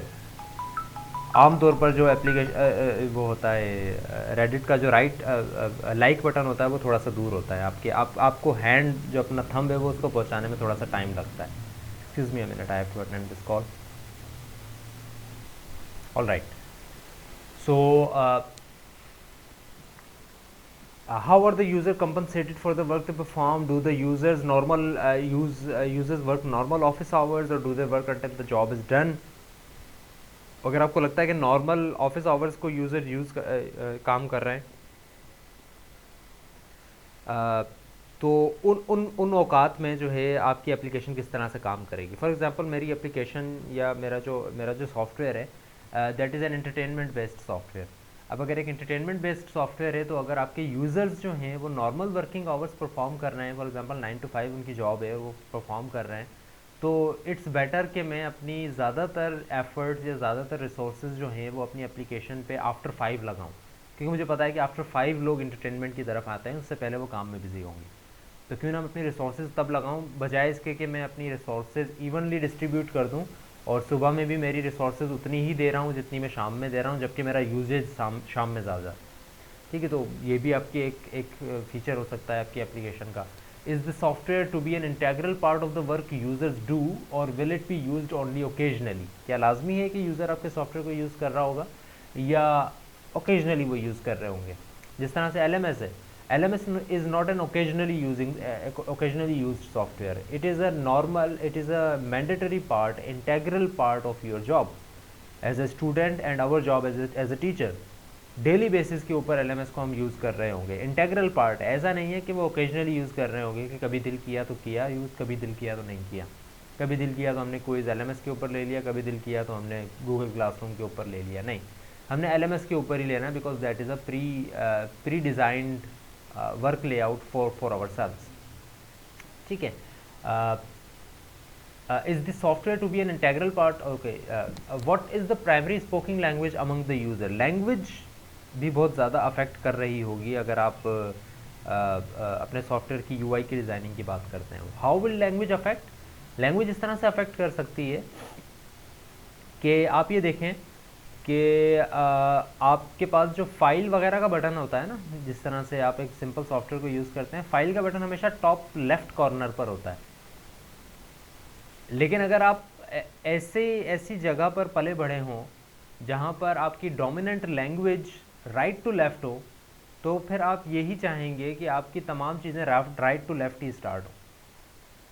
लेकिन जिस तरह से हम एज अ पाकिस्तानी, हमारी लैंग्वेज तो वैसे उर्दू है, लेकिन हम हर जगह पर जहाँ पर भी हम देख रहे होते हैं तो इंग्लिश लैंग्वेज के अंदर ज़्यादातर कम्युनिकेशन हो रही होती है, स्पेसिफिकली राइटिंग के अंदर। कंप्यूटर्स के अंदर देख लें तो हमेशा यही है। बहुत कम लोग ऐसे हैं जो कि उर्दू के अंदर कंप्यूटर चलाना चाहते हैं। ठीक है, ऑल्दो वो चीज़ भी एग्जिस्ट करती है। ठीक, लेकिन हम चूँकि लेफ़्ट टू राइट के अंदर हमने सारी चीज़ें पढ़ी हैं बचपन से लेके अब तक, कुछ सालों को निकाल के, स्टार्टिंग के कुछ साल आई थिंक उर्दू में पढ़ाया जाता है, उसके बाद जो है इंग्लिश मीडियम के ऊपर आया जाता है। तो चूँकि हम लेफ़्ट टू राइट हमेशा से काम करते हुए आए हैं, तो इट मीन्स कि लेफ़्ट टू राइट आने से हम यही चाहेंगे हमेशा कि हमारी सारी चीज़ें लेफ़्ट टू राइट हों। ठीक है, स्टार्ट लेफ़्ट, टॉप लेफ़्ट से किया जाए और फिर आगे आप चलते रहें। तो अगर एक लैंग्वेज का फ़ीचर भी अगर आप देख लें कि आपके यूज़र्स किस तरह के हैं, फॉर एग्ज़ाम्पल अगर आप चले जाएँ अरेबियन कंट्रीज़ के अंदर, तो गल्फ़ कंट्रीज़ के अंदर उसमें इंग्लिश को इतना ज़्यादा जो है प्रेफर नहीं किया जाता, वहाँ पे ज़्यादातर अरेबिक के अंदर ही सारे काम किए जाते हैं। तो अरेबिक के अंदर ही अगर सारे काम किए जा रहे हैं, उनके कंप्यूटर से लेके उनकी सारी डॉक्यूमेंटेशन सब कुछ अरेबिक में हो रही है, तो उनके जहन में हमेशा चीज़ें राइट टू लेफ़्ट ही चल रही होती हैं। तो अगर आपने अपना सॉफ्टवेयर उनके लिए डिज़ाइन करना है, आपको लगता है कि our software is going to be used by those kind of people, तो उसके अंदर जो है हमें ये देखना पड़ेगा कि हमारा सॉफ्टवेयर भी राइट टू लेफ़्ट चल रहा हो। ऐसी चीज़ ना हो कि first thing of our software is going to be in the top right या टॉप लेफ़्ट या फिर bottom left. What are the consequences if a user makes a mistake using a system? Is there an undo button or not? Are users experts in the subject matter that is addressed by the system? क्या users expert हैं उस subject में जो जिस पर आप काम करवा रहे हो, या फिर हर चीज़ के बारे में आपको वन बाय वन बताना पड़ेगा कि क्या चीज़ क्या है? Do users want to know about the technology that sits behind the interface? कि यूज़र्स ये जानना चाहेंगे कि आप ये काम कैसे कर रहे हैं, या आप बस उनको काम करके दे दें and the user will be happy कि okay the work is being done, the work has been done. अब आते हैं डिज़ाइन इश्यूज़ के ऊपर। एंड डिज़ाइन इश्यूज़ के अंदर क्या क्या इश्यूज़ हो सकते हैं? रिस्पॉन्स टाइम का इशू आ सकता है। हम ये बातें एग्जांपल्स में कर चुके हैं तकरीबन सारी बातें। रिस्पॉन्स टाइम, ज़्यादा टाइम तो नहीं लगा रहा रिस्पॉन्स करने में। हेल्प फैसिलिटीज़ एग्जिस्ट करती हैं या नहीं, एरर हैंडलिंग है या नहीं, यानी कि अंडू वगैरह कर सकता है यूजेज या नहीं, कोई एरर आता है तो इसका मतलब ये तो नहीं कि एरर आ गया और बात ख़त्म, अब बस अब आप दोबारा काम नहीं कर सकते। मेन्यू एंड कमांड लेबलिंग है या नहीं, मेन्यू की लेबलिंग होनी चाहिए लाजमी तौर पर। कभी भी आप ये ना समझें कि यूज़र को ये पता होगा ऑलरेडी, जिस तरह से हमने अभी पीछे देखा ना कि ऐसे यूज़र, क्या आपका यूज़र ऐसा है जिसको ऑलरेडी पता है सब चीज़ों का, तो आपको उसको हर चीज़ बताने की ज़रूरत नहीं है। तो यस, अगर आप ये कहते हैं ना कि आपका यूज़र इस तरह का है जिसको आपको हर चीज़ बताने की ज़रूरत नहीं है, तो इन दैट केस आप अपनी हेल्प की फैसिलिटीज़ सामने ना रखें, लेकिन फिर भी रखें। ये ना कहें कि यूज़र को ऑलरेडी पता होगा ये काम करने की ज़रूरत ही नहीं है, लिखने की ज़रूरत ही नहीं है, नहीं, आप लिखें। फॉर एग्जांपल आप जिस तरह से वर्ड अगर कोई बंदा यूज़ कर रहा है, ठीक है, वर्ड अगर कोई बंदा यूज़ कर रहा है, उसे पता है कि टाइप किस तरह से करना है, कीबोर्ड से टाइप किस तरह से करना है, और उसे ये भी पता है कि कॉपी किस तरह से करना है, और उसे ये भी पता है कि सेव किस तरह से करना है। ये कुछ चीज़ें हैं जो कि ऑलरेडी उसको पता है, लेकिन फिर भी अगर आप देखेंगे तो हर एक बटन लेबल हुआ हुआ होता है वर्ड डॉक्यूमेंट के ऊपर। आप सेव के बटन पर जैसे ही माउस लेकर जाएंगे तो वो बता देगा this is for saving. Saving का मतलब ये है कि आप इसको सेव कर देंगे, आप इसको कंट्रोल एस से भी कर सकते हैं। इसी तरह अगर आप फ़ॉन्ट बड़ा करना चाहें तो आप जब उसको सेलेक्ट करेंगे तो उस पर भी वो लेबल कर देगा आपको, जैसे आप माउस लेके जाएंगे कि भाई ये काम इसलिए। इसी तरह आप जिस बटन पर भी लेकर जाएंगे तो वो कुछ ना कुछ हद तक आपको लेबल हमेशा कर देगा। इवन तो वर्ड नोज़ के यूज़र जो उसका यूज़ कर रहा है उसको कम से कम इन चीज़ों का तो पता है, लेकिन फिर भी हमेशा आपने कमांड को लेबल करना है, मेन्यू को लेबल करना है। एप्लीकेशन एक्सेसिबिलिटी आपने देखनी है कि किस तरह की होनी चाहिए। Accessibility is a huge part of all of the UI, और like I said in the earlier classes as well कि आपका पूरा कोर्स है जो कि इस एक्सेसिबिलिटी के ऊपर काम करता है, that is HCI। Accessibility specifically means कि आपका यूज़र अगर एक्सेस कर रहा होगा किसी चीज़ को तो उसको कोई मुश्किल ना आए उस चीज़ को एक्सेस करने के अंदर, कोई लिमिटेशंस ना हो। फॉर एग्जांपल ऐसे कह लें, कोई लिमिटेशंस ना हो, ऐसा ना हो कि से आपने एक बटन बनाया हुआ है, वो बटन सिर्फ वही लोग यूज़ कर सकते हैं जो कि जिनको वो कलर नज़र आता हो। कलर ब्लाइंड होते हैं कुछ लोग, और अगर कलर ब्लाइंड हैं कुछ लोग तो उनको हो सकता है कि आपका वो बटन नज़र ही ना आ रहा हो, ठीक है। इसी तरह कुछ लोग होते हैं जिनको फॉर एग्जांपल आपने इंग्लिश लैंग्वेज में डिज़ाइन किया हुआ है, लेकिन इंग्लिश लैंग्वेज सबको आती है, लेकिन इंग्लिश के अंदर जो जार्गन यूज़ हो रही होती है, जार्गन का मतलब है कि ऐसे वर्ड्स जो कि इंग्लिश लैंग्वेज के नहीं है लेकिन फिर भी यूज़ हो रहे होते हैं इंग्लिश लैंग्वेज के अंदर।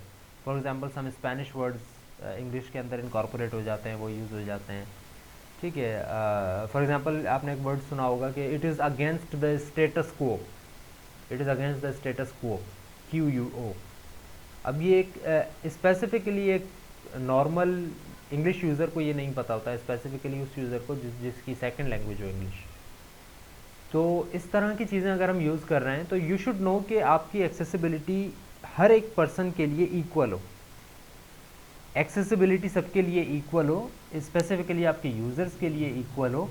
ये नहीं होना चाहिए कि आपने एक पर्टिकुलर यूज़र के लिए तो बहुत आसानी कर दी, लेकिन उसके अलावा 50% ऑफ द यूज़र्स जिनके पास या तो डिसेबिलिटीज़ हैं या ऐसे लोग हैं जो कि आपकी एप्लीकेशन को उस तरह से इस्तेमाल नहीं कर सकते जिस तरह से एक नॉर्मल ह्यूमन बीइंग इस्तेमाल कर सकता है, कुछ स्पेशल्स हैं, तो उनके लिए कोई दूसरा तरीका नहीं है आपकी एप्लीकेशन को यूज़ करने का। ऐसा नहीं होना चाहिए कभी भी। And then internationalization, internationalization specifically says के आपकी एप्लीकेशन क्या इंटरनेशनल यूज़र्स के लिए है या नहीं है। इंटरनेशनल यूज़र्स का मतलब ये हुआ कि क्या आप लैंग्वेज लिमिटेड रह रहे हैं, क्या आप ज्योग्राफिकली लिमिटेड रह रहे हैं, या इंटरनेशनली आपकी एप्लीकेशन काम कर रही होगी।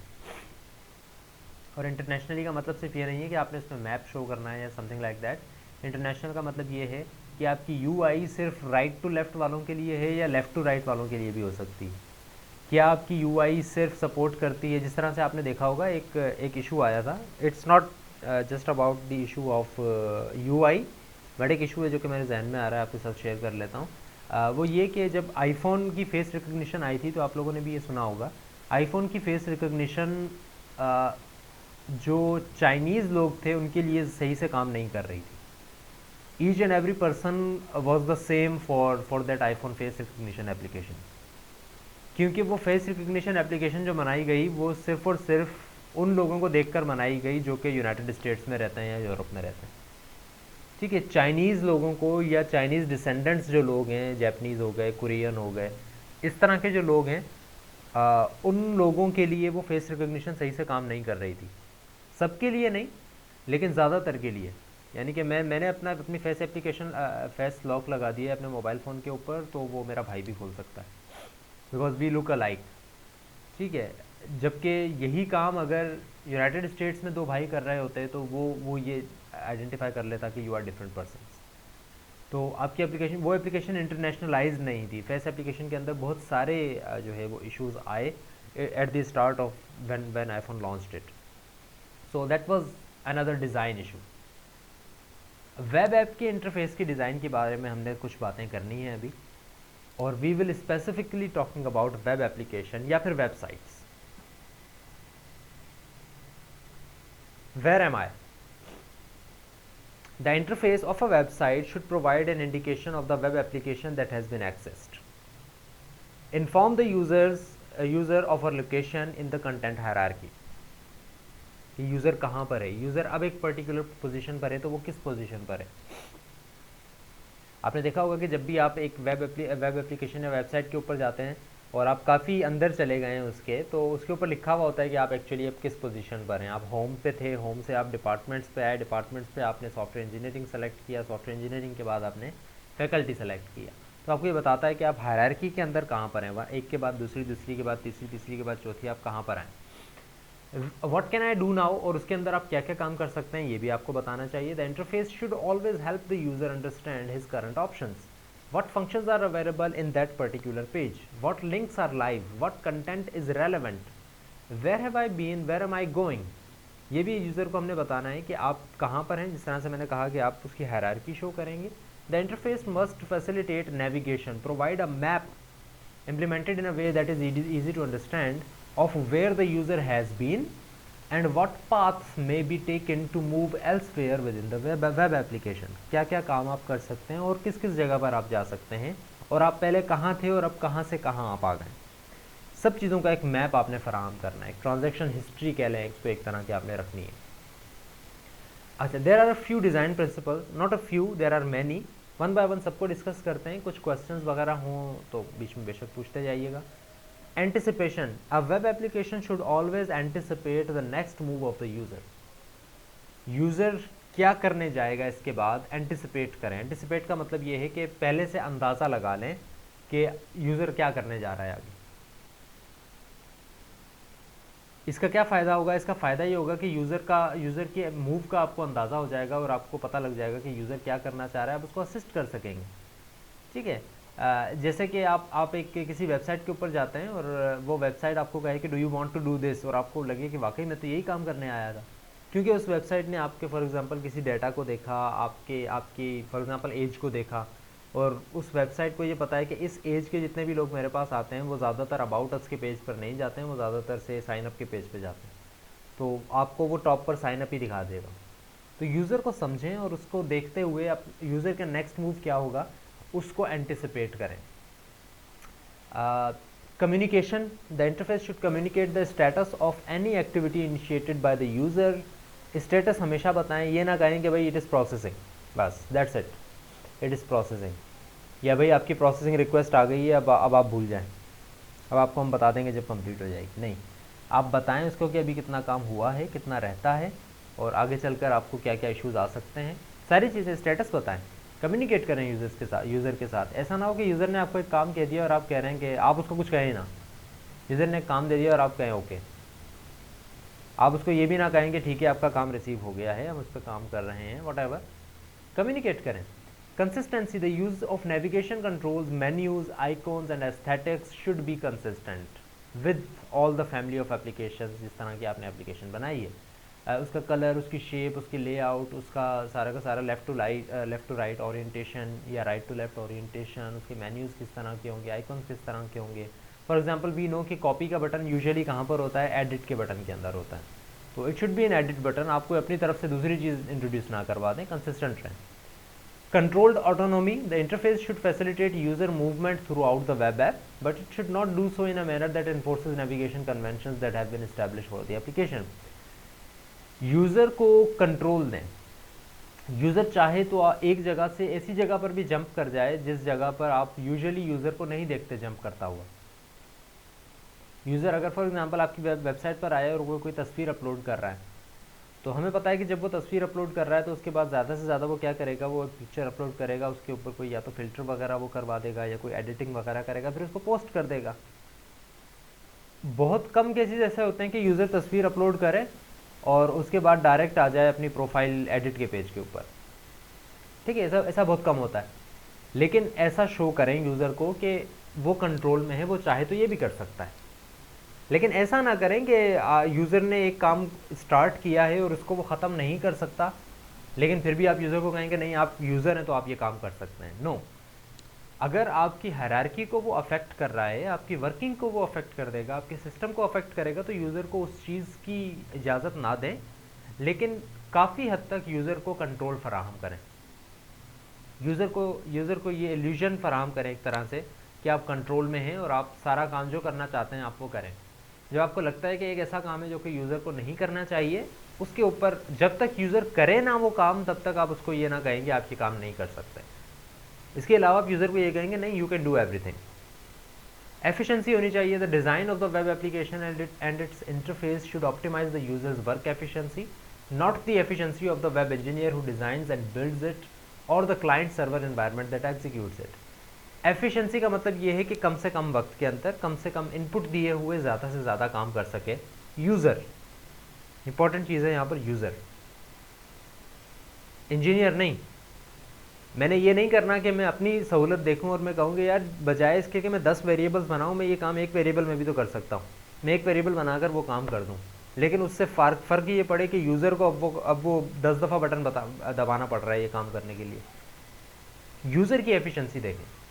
अगर यूज़र एक पर्टिकुलर काम एक बटन दबाकर करना चाहता है तो उसको एक बटन किया जा सकता है, तो उसको एक बटन पे वो काम दे दें।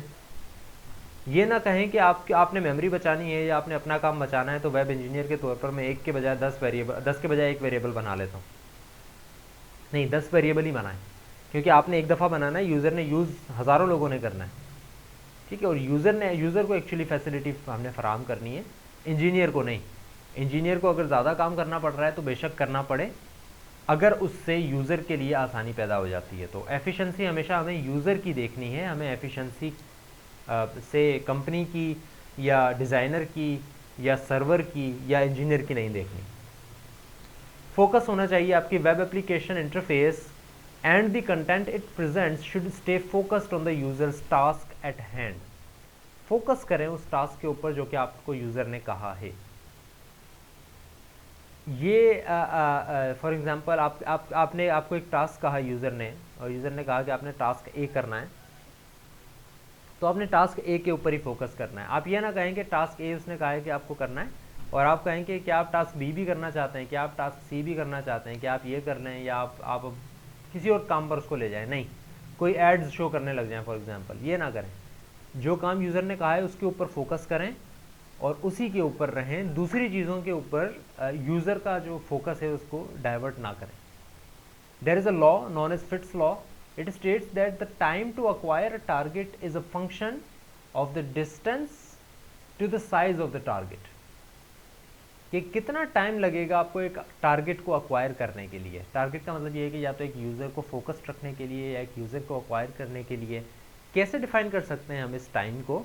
It is about the distance and size of the target. what it is trying to say is that let's suppose there is a feature in your system that takes say 10 minutes. एक feature है आपके system का जिस पे आप अगर काम करते हैं तो वो 10 मिनट लगाएगा। अब यूज़र के 10 मिनट अगर उस काम के ऊपर लगने हैं, ठीक है, यूज़र के 10 मिनट अगर उस काम के ऊपर लगने हैं, फॉर एग्जांपल मैं कोई एप्लीकेशन चला रहा हूँ और मुझे पता है कि मैं वो काम स्टार्ट करूँगा तो उस पर 10 मिनट लगेंगे। वो काम स्टार्ट करने के लिए मुझे ज़्यादा डिस्टेंस ना तय करना पड़े। ये ना हो कि मैं कहूँ कि यार वो काम करने में 10 मिनट लगेंगे लेकिन उसको स्टार्ट करने के लिए मुझे 5 मिनट और लग जाएंगे। जितना ज़्यादा टाइम लगता होगा आपके एक काम के लिए, वो ज़्यादा टाइम वाला काम, एक एग्जांपल दे रहा हूँ, it's not just time all the way, हो सकता है कुछ और चीज़ें भी इसमें इन्वॉल्व हो। वो ज़्यादा टाइम वाला काम स्टार्ट करने के लिए मुझे कम से कम टाइम लेना चाहिए। अगर मुझे पता है काम 10 मिनट लेगा तो उसको स्टार्ट करने के लिए मुझे कुछ सेकंड्स लगे बस, ताकि मुझे यही लगे कि वो काम 10 मिनट में ही हो रहा है। ये ना हो कि मैं ये सोचूं कि ये काम 10 मिनट में होगा लेकिन उसको स्टार्ट करने के लिए मुझे 15 मिनट क्लिक करने पड़ेंगे, मैं वहाँ जाऊँ, लॉगिन करूँ, फिर उस पर आऊँ, फिर वो प्रोसेस करेगा, फिर वो 10 मिनट लगाएगा, फिर वहाँ से वहाँ जाऊँगा, फिर 15 मिनट और लगेंगे। वो काम एक्चुअली 10 मिनट लेगा लेकिन उसको स्टार्ट करने के लिए 15 मिनट और लग जाएंगे आपके। तो जितना ज़्यादा टाइम आपका लग रहा है किसी काम के अंदर, इस तरह से अकोमोडेट करें उस काम को कि वो काम स्टार्ट करने में बिल्कुल टाइम ना लगे। जितना साइज़ बड़ा होगा आपके टारगेट का, डिस्टेंस के मुताबिक आपने उसको जो है साइज़ को जो है फिगर देनी है। ह्यूमन इंटरफेस ऑब्जेक्ट्स होने चाहिए। A vast library of reusable human interface objects has been developed for the web apps. ये बात हमने आई थिंक 2-3 क्लासेस पहले भी की थी कि रीयूजिबिलिटी जहाँ पर कर सकें करें बेशक। बहुत ज़्यादा वेब एप्लीकेशन में स्पेसिफिकली बहुत ज़्यादा इस तरह की चीज़ें अवेलेबल हैं आज भी, जो कि आप इस्तेमाल कर सकते हैं without making it yourself. Like for example login और साइनअप की चीज़ें हमेशा हर एक वेबसाइट में एक ही तरह से काम करती हैं, तो इट्स ओके अगर आप उसको ना बनाएं और उसके डाटा को रीयूज़ कर लें। किसी वेबसाइट के लिए बना होगा आप उसको रीयूज़ कर लें। फेसबुक, ट्विटर, जितनी भी सारी सोशल मीडिया एप्लीकेशंस हैं, ये सब आपको पता है एक ही तरह की लॉगिन करती हैं। इन सब के फॉर्म्स एक ही तरह के होते हैं कि login with Google, login with your mobile phone, login with your Facebook. So इन सब के जब एक ही तरह के होते हैं तो आप भी इस चीज़ को यूज़ कर लें, बजाय इसके कि आप अपनी पूरी चीज़ दोबारा से राइट करें और पूरी चीज़ को दोबारा से फेसबुक से इजाज़त लें और फिर उनसे API लें। बनी हुई ये चीज़ें आप उनको सिर्फ अकोमोडेट कर लें और उनको रीयूज़ कर लें। Latency reduction. The web application should use multitasking in a way that lets the user proceed with work as if the operation has been completed. Background task available होने चाहिए, multitasking available होनी चाहिए। आपके user ने अगर कहा है कि मुझे एक पर्टिकुलर काम करना है, उसने वो काम स्टार्ट किया है, तो वो काम ये ना हो कि आप कहें कि ये काम जब तक कंप्लीट होगा, तब कंप्लीट नहीं होगा तब तक आप दूसरा काम नहीं कर सकते। नो, अगर एक काम यूज़र कर रहा है, उसने एक काम को इनिशिएट कर दिया है, उस काम में फॉर एग्जांपल 5 मिनट लगेंगे, तो आप ये ना कहेंगे ठीक है अब आप और कोई काम नहीं कर सकते, आप ये 5 मिनट कंप्लीट होंगे तब आप दूसरा काम कर सकते हैं, वरना नहीं। नो, आप रिक्वेस्ट ले लें उससे और वो काम बैकग्राउंड में करते हैं ना, तब तक यूज़र दूसरा काम कर लें। हाँ, अगर वो काम आपके रिसोर्सेज के ऊपर कहते हैं जिसको अफेक्ट करता है, आपने एक पर्टिकुलर प्रोसेस को उसके ऊपर लगाया हुआ है, एक पर्टिकुलर फंक्शन कॉल हो रहा है और आप नहीं चाहते कि उसके डाटा को चेंज हो जाए, तो आप उन कामों के ऊपर लिमिटेशंस लगा दें। आप कहें कि ठीक है आपका चूँकि एक पर्टिकुलर टास्क A हो रहा है, इस वजह से आपका टास्क B मैं नहीं कर सकता। लेकिन जब तक वो कहे यूज़र के टास्क B करना है, तब तक आप उसको ये ना कहें कि आपने टास्क A स्टार्ट कर दिया, अब आप टास्क B नहीं कर सकते, C नहीं कर सकते, D नहीं कर सकते, बाकी जो करना है करें। नहीं, जब तक यूज़र कहे ना तब तक आप उसको बताएं नहीं कि आप ये टास्क नहीं कर सकते। लेकिन अगर आप नहीं बताएंगे तो user will feel controlled. User ये कंट्रोल फील करेगा कि ओके वो काम मैंने रिक्वेस्ट भेज दी है और अब दूसरे काम में कर सकता हूँ। Although there are some work, some features जो कि आप अभी एप्लीकेबल नहीं कर सकते, अवेल नहीं कर सकते, लेकिन फिर भी यूज़र ये समझेगा कि ही और she can do anything with the application while your system is accommodating some other process. Then there is learnability. Learnability का मतलब यही है, जिस तरह वर्ड से जाहिर है, कि your system should be easy to learn. सबसे पहली बात तो ये कि लर्निंग रिक्वायर्ड ही नहीं होनी चाहिए आपके सिस्टम में। आपका सिस्टम, आपकी UI इस तरह की डिज़ाइंड होनी चाहिए कि उसके अंदर जितने भी फीचर्स, जितनी भी चीज़ें, जितनी कलरिंग, जितने फॉन्ट्स, जितना लेआउट यूज़ हो रहा है, वो सारा यूज़र को ऑलरेडी पता हो, क्योंकि यूज़र कंप्यूटर्स यूज़ करता रहा है, मोबाइल्स यूज़ करता रहा है, उसको पता है लेआउट किस तरह से काम करता है। बट ऐसा तो ना हो बिल्कुल भी कि आपकी एप्लीकेशन को सिरे से उसको नए सिरे से उसको जो है वो समझना पड़े। लेकिन अगर कुछ ऐसी चीज़ें हैं जो कि आपके फ़ीचर के हिसाब से या आपकी एप्लीकेशन के हिसाब से यूज़र को समझनी पड़ेंगी एट फर्स्ट, कुछ अर्सा उसको लगाना पड़ेगा उसको समझने में, तो अगर वो एक दफ़ा 2 दफ़ा उसको कर लेता है, उसके बाद उसमें कोई चेंजेस नहीं आनी चाहिए। एक दफ़ा 2 दफ़ा उसने अगर एक चीज़ समझ ली है तो फिर वो हमेशा उसी तरह से काम करनी चाहिए। आपकी एप्लीकेशन में इस तरह की चीज़ कोई नहीं होनी चाहिए कि यूज़र एक दफ़ा उसको समझ ले, 2 दफ़ा समझ ले, तीसरी दफ़ा आए तो उसको दोबारा नए सिरे से समझनी पड़े चीज़। तो उस लर्नेबिलिटी को बढ़ाएं, ऐसी चीज़ें करें, कुछ ऐसे कलर्स यूज़ करें, कुछ ऐसे फीचर्स यूज़ करें, कुछ ऐसे लेआउट बटन के यूज़ करें जिससे आपको ये लगे जिससे यूज़र को ये लगे कि वो एक्चुअली वो काम कर रहा है, जबकि एक्चुअली उसको वो चीज़ याद ना रखनी पड़े। जैसे कि लेट सपोज आपको एक बड़ी अच्छी एग्जांपल इसकी मैं देता हूँ। मोबाइल फ़ोन अपने इस्तेमाल करते हैं, स्पेसिफिकली मैं स्मार्टफोन्स की बात कर रहा हूँ। जो स्मार्टफोन आप इस्तेमाल करते हैं, उन स्मार्टफोन्स के अंदर देर इज़ अ फीचर कि आप अपनी एप्लीकेशंस को अपने हिसाब से सेट कर सकते हैं। फॉर एग्ज़ाम्पल मैं व्हाट्सएप की एप्लीकेशन को जो है व्हाट्सएप की एप्लीकेशन को फेसबुक की एप्लीकेशन के बराबर में रख देता हूँ, ठीक है। इसी तरह मैं काफ़ी तरह की एप्लीकेशंस जो है वो उसको अपने हिसाब से सेट कर लेता हूँ कौन सी एप्लीकेशन कहाँ पर होनी चाहिए। But in a certain position, अगर आप जिस तरह से डेली बेसिस के ऊपर स्मार्टफोन्स यूज़ करते होंगे, तो हर दफ़ा आप जाकर ये नहीं देखते कि अच्छा मुझे कौन सी एप्लीकेशन चलानी है, उसका आइकॉन किस तरह का है, उसके नीचे वाकई में जूम लिखा हुआ भी हो तब मैं उस पर क्लिक करूँगा। नहीं, आप बस मोबाइल ओपन करते हैं और आपका हाथ खुद ब खुद आपका अंगूठा या आप जिससे भी टच कर रहे हैं, आपकी वो उंगली उसी तरफ चली जाती है जो एप्लीकेशन आप खोलना चाह रहे हैं। हर दफ़ा आप उसको लर्न नहीं करते कि अच्छा अब इन सब में से मैं ढूंढूं जूम कहाँ पर है, उसके नीचे वाकई में जूम लिखा हुआ भी हो, फिर मैं उस पर क्लिक करूँ तो जूम खुलेगा। आपने एक दफ़ा लर्न कर लिया, अब वो चीज़ वहीं पर रहेगी, ठीक है। सो अगर आप उसको चेंज करेंगे तो फिर आपको अंदाज़ा होगा कि वो चेंज कर देने से आपकी लर्नेबिलिटी पे अफेक्ट पड़ता है।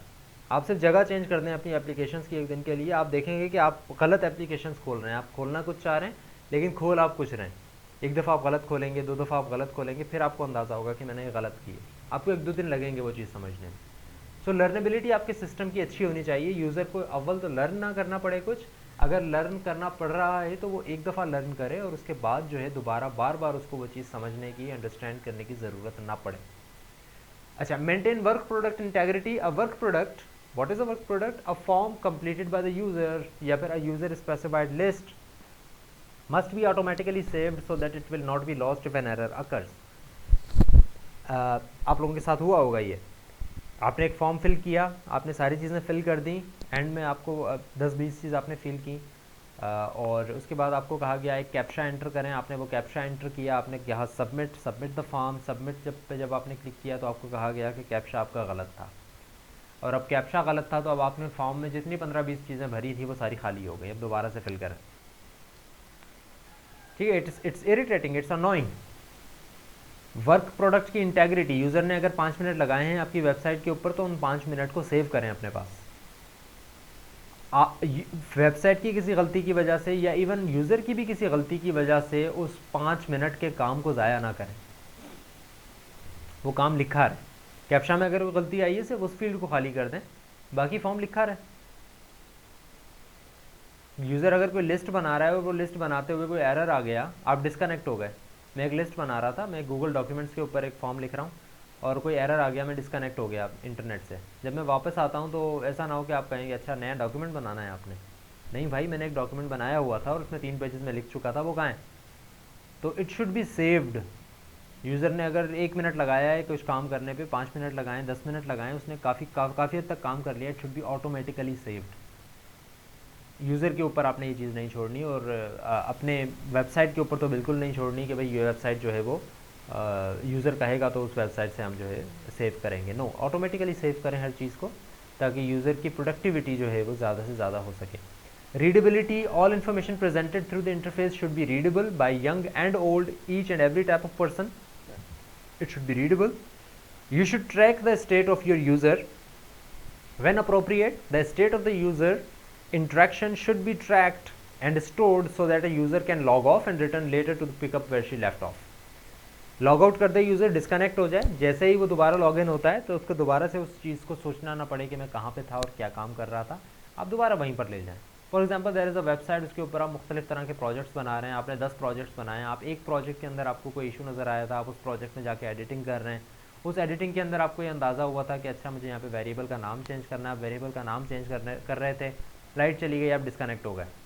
अब आप दोबारा जब आकर लॉगिन करते हैं उसके ऊपर आपको दोबारा सोचना ना पड़े मैं किस प्रोजेक्ट पे था, मैं किस फील्ड में था, मैं किस वेरिएबल का नाम चेंज कर रहा था। No, your website should tell the user कि आप यहाँ पर थे, आप इस सवाल का जवाब दे रहे थे और आप इस वेरिएबल का नाम चेंज कर रहे थे जो कि इस प्रोजेक्ट में है, तो यहीं से आप काम दोबारा स्टार्ट कर देंगे, ठीक है।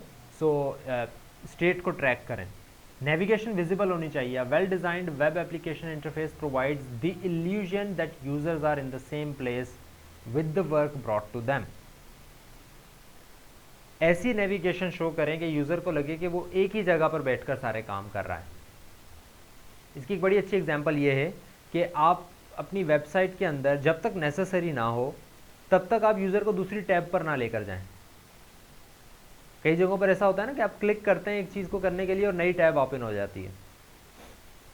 आपको एक चीज़ नज़र आती है, आप कहते हैं कि ओके ठीक है, आप फेसबुक चला रहे हैं, मोबाइल फ़ोन के ऊपर बात करता हूँ मैं, आप फेसबुक चला रहे हैं और उसके ऊपर आपको एक वीडियो नज़र आती है, आप उस पर जैसे ही क्लिक करते हैं वो एप्लीकेशन स्विच कर लेता है, वो यूट्यूब पर चला जाता है।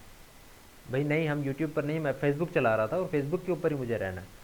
तो यूज़र को नेविगेशन या तो विजिबल रखें और या फिर ये इल्यूजन फराहम करें कि वो वहीं पर एक चीज़ देख रहा है।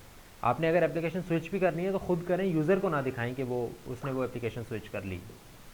ठीक है, सो नेविगेशन हमेशा विजिबल होनी चाहिए और ऐसी होनी चाहिए जिससे यूज़र अकोमोडेट हो सके।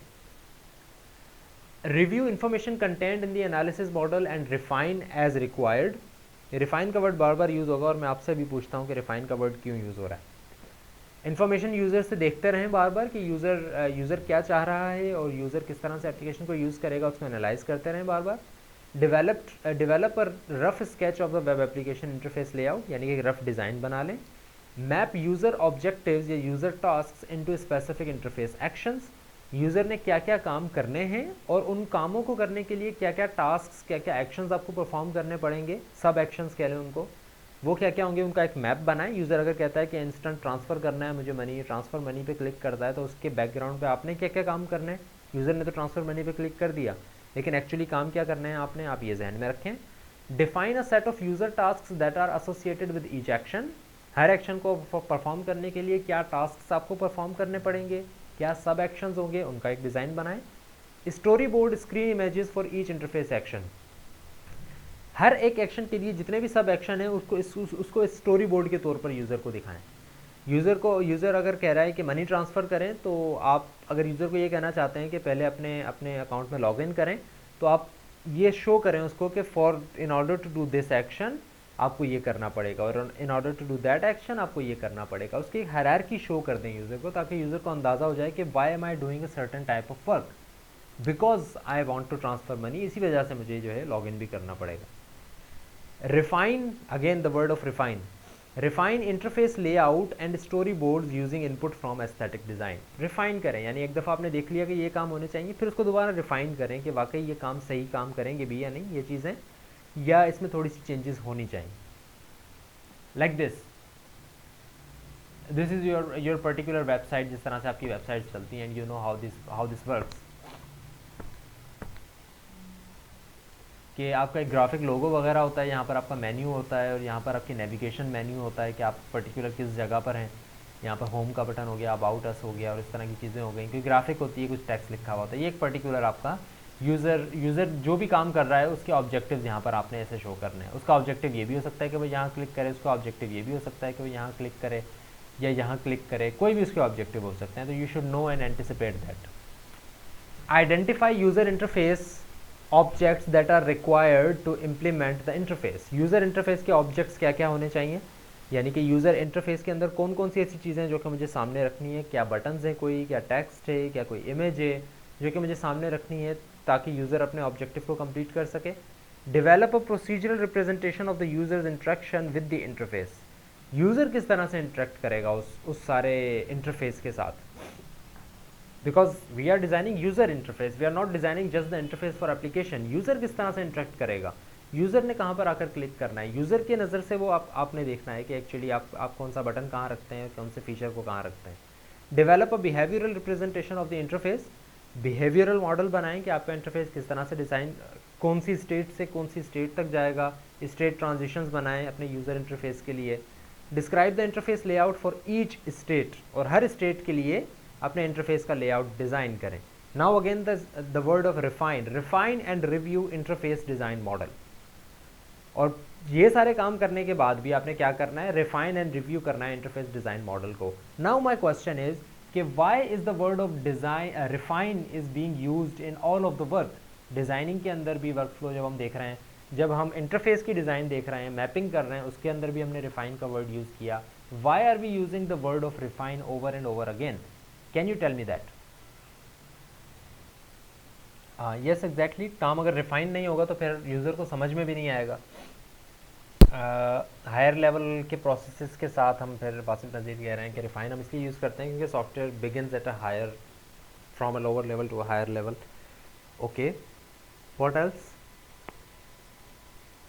आई am looking for a certain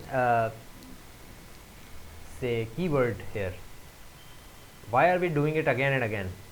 हम हर काम करने के बाद उसको रिफाइन क्यों कर रहे हैं? ओके, अच्छा ओके। सो जो वर्ड में यूज़ जिसकी तरफ मैं दोबारा जाना चाह रहा हूँ वो ये जो अभी हमने इसी लेक्चर में देखा है, because the whole design process works in a spiral. क्योंकि ये सारा डिज़ाइन प्रोसेस जितना भी हो रहा होता है वो सारा एक स्पायरल में काम करता है। इस वजह से हम हर एक चीज़ को रिफाइन करना चाह रहे हैं। काम किया, पूरा कर लिया, रिफाइन करें, वैलिडेट करें। कोई गलती रह गई, रिफाइन करें।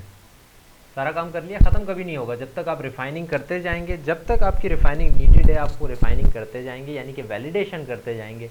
रिफाइन का मतलब यही होता है ना, साफ़ कर देना, एक चीज़ में से कचरा निकाल देना।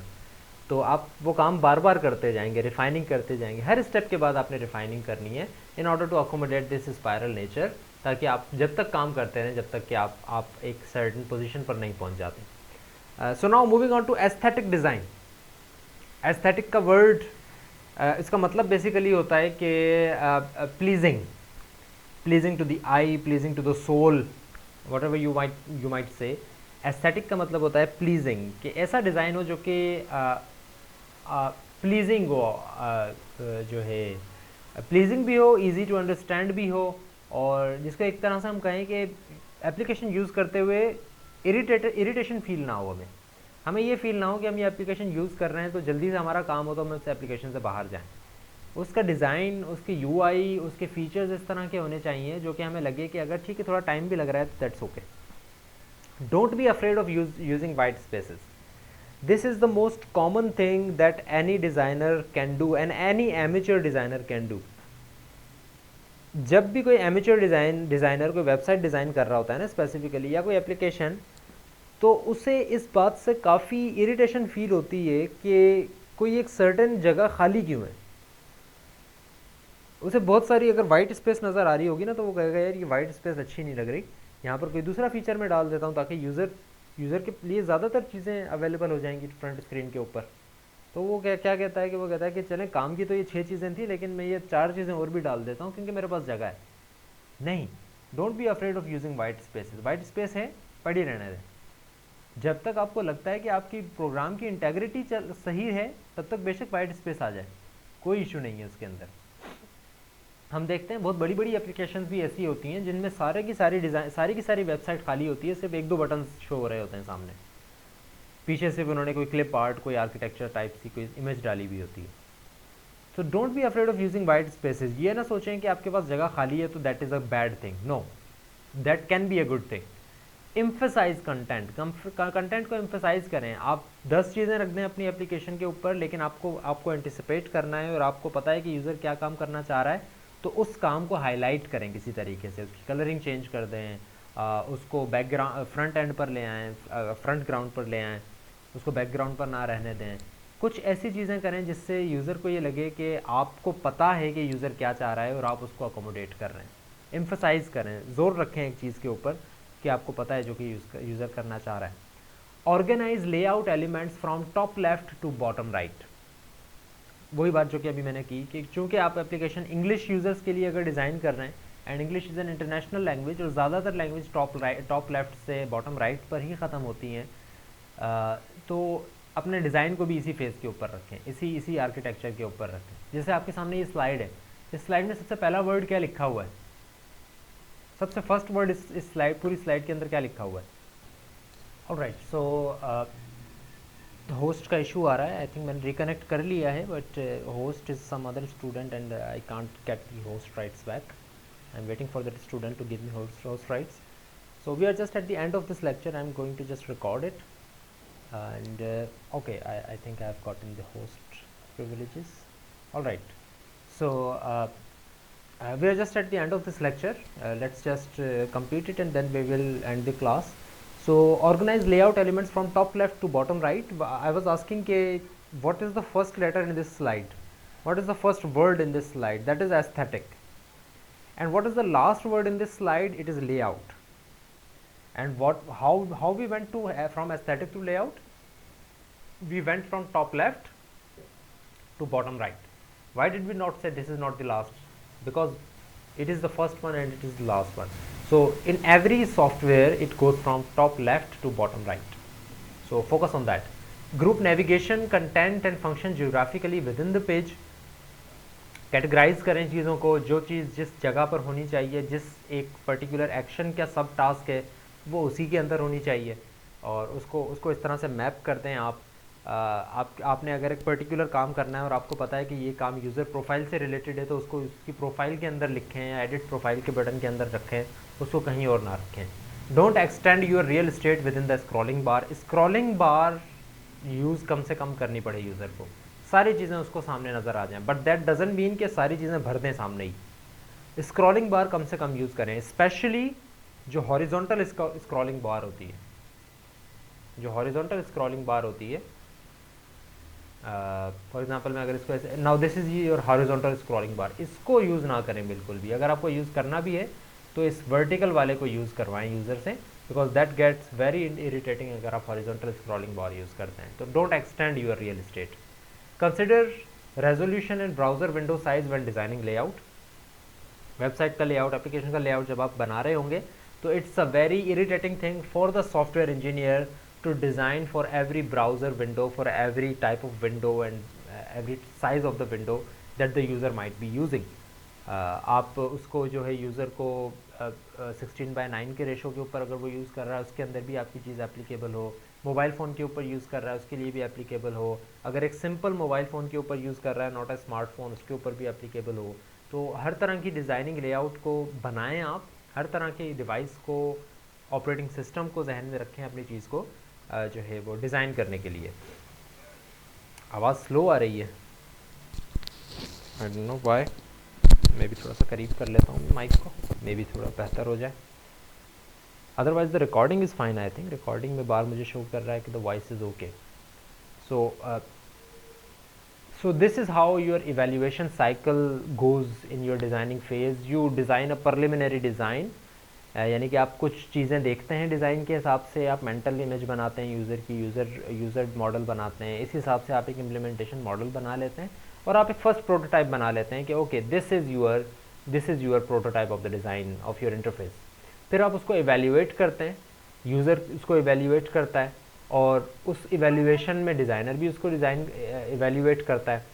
यहाँ पर आने के बाद अगर इवेल्यूएशन में कोई गलती नहीं है तो फिर इंटरफेस डिज़ाइन इज़ कम्प्लीट। अगर कोई गलती है तो फिर उसमें मॉडिफिकेशंस की जाती हैं, चेंजेस की जाती हैं और फिर सेकंड प्रोटोटाइप बनाई जाती है, प्रोटोटाइप नंबर 2।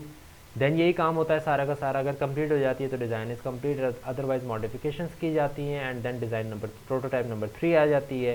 देन जितनी प्रोटोटाइप्स आपको नीडेड होती हैं उतनी प्रोटोटाइप से बनती रहती हैं जब तक कि आपका डिज़ाइन कंप्लीट ना हो जाए। सो that's about it from today's class.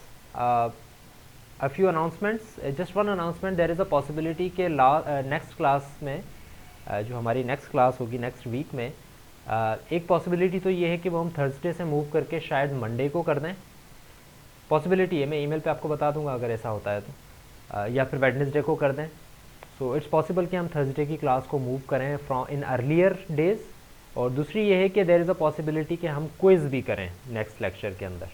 तो it might be next lecture या फिर उससे नेक्स्ट लेक्चर। तो जब भी हमारा लेक्चर होता है तो उसके अंदर देयर इज़ अ पॉसिबिलिटी कि हम क्विज़ भी जो है एक ले लें। So that's about it from today's class. Thank you very much. See you next week इंशाल्लाह।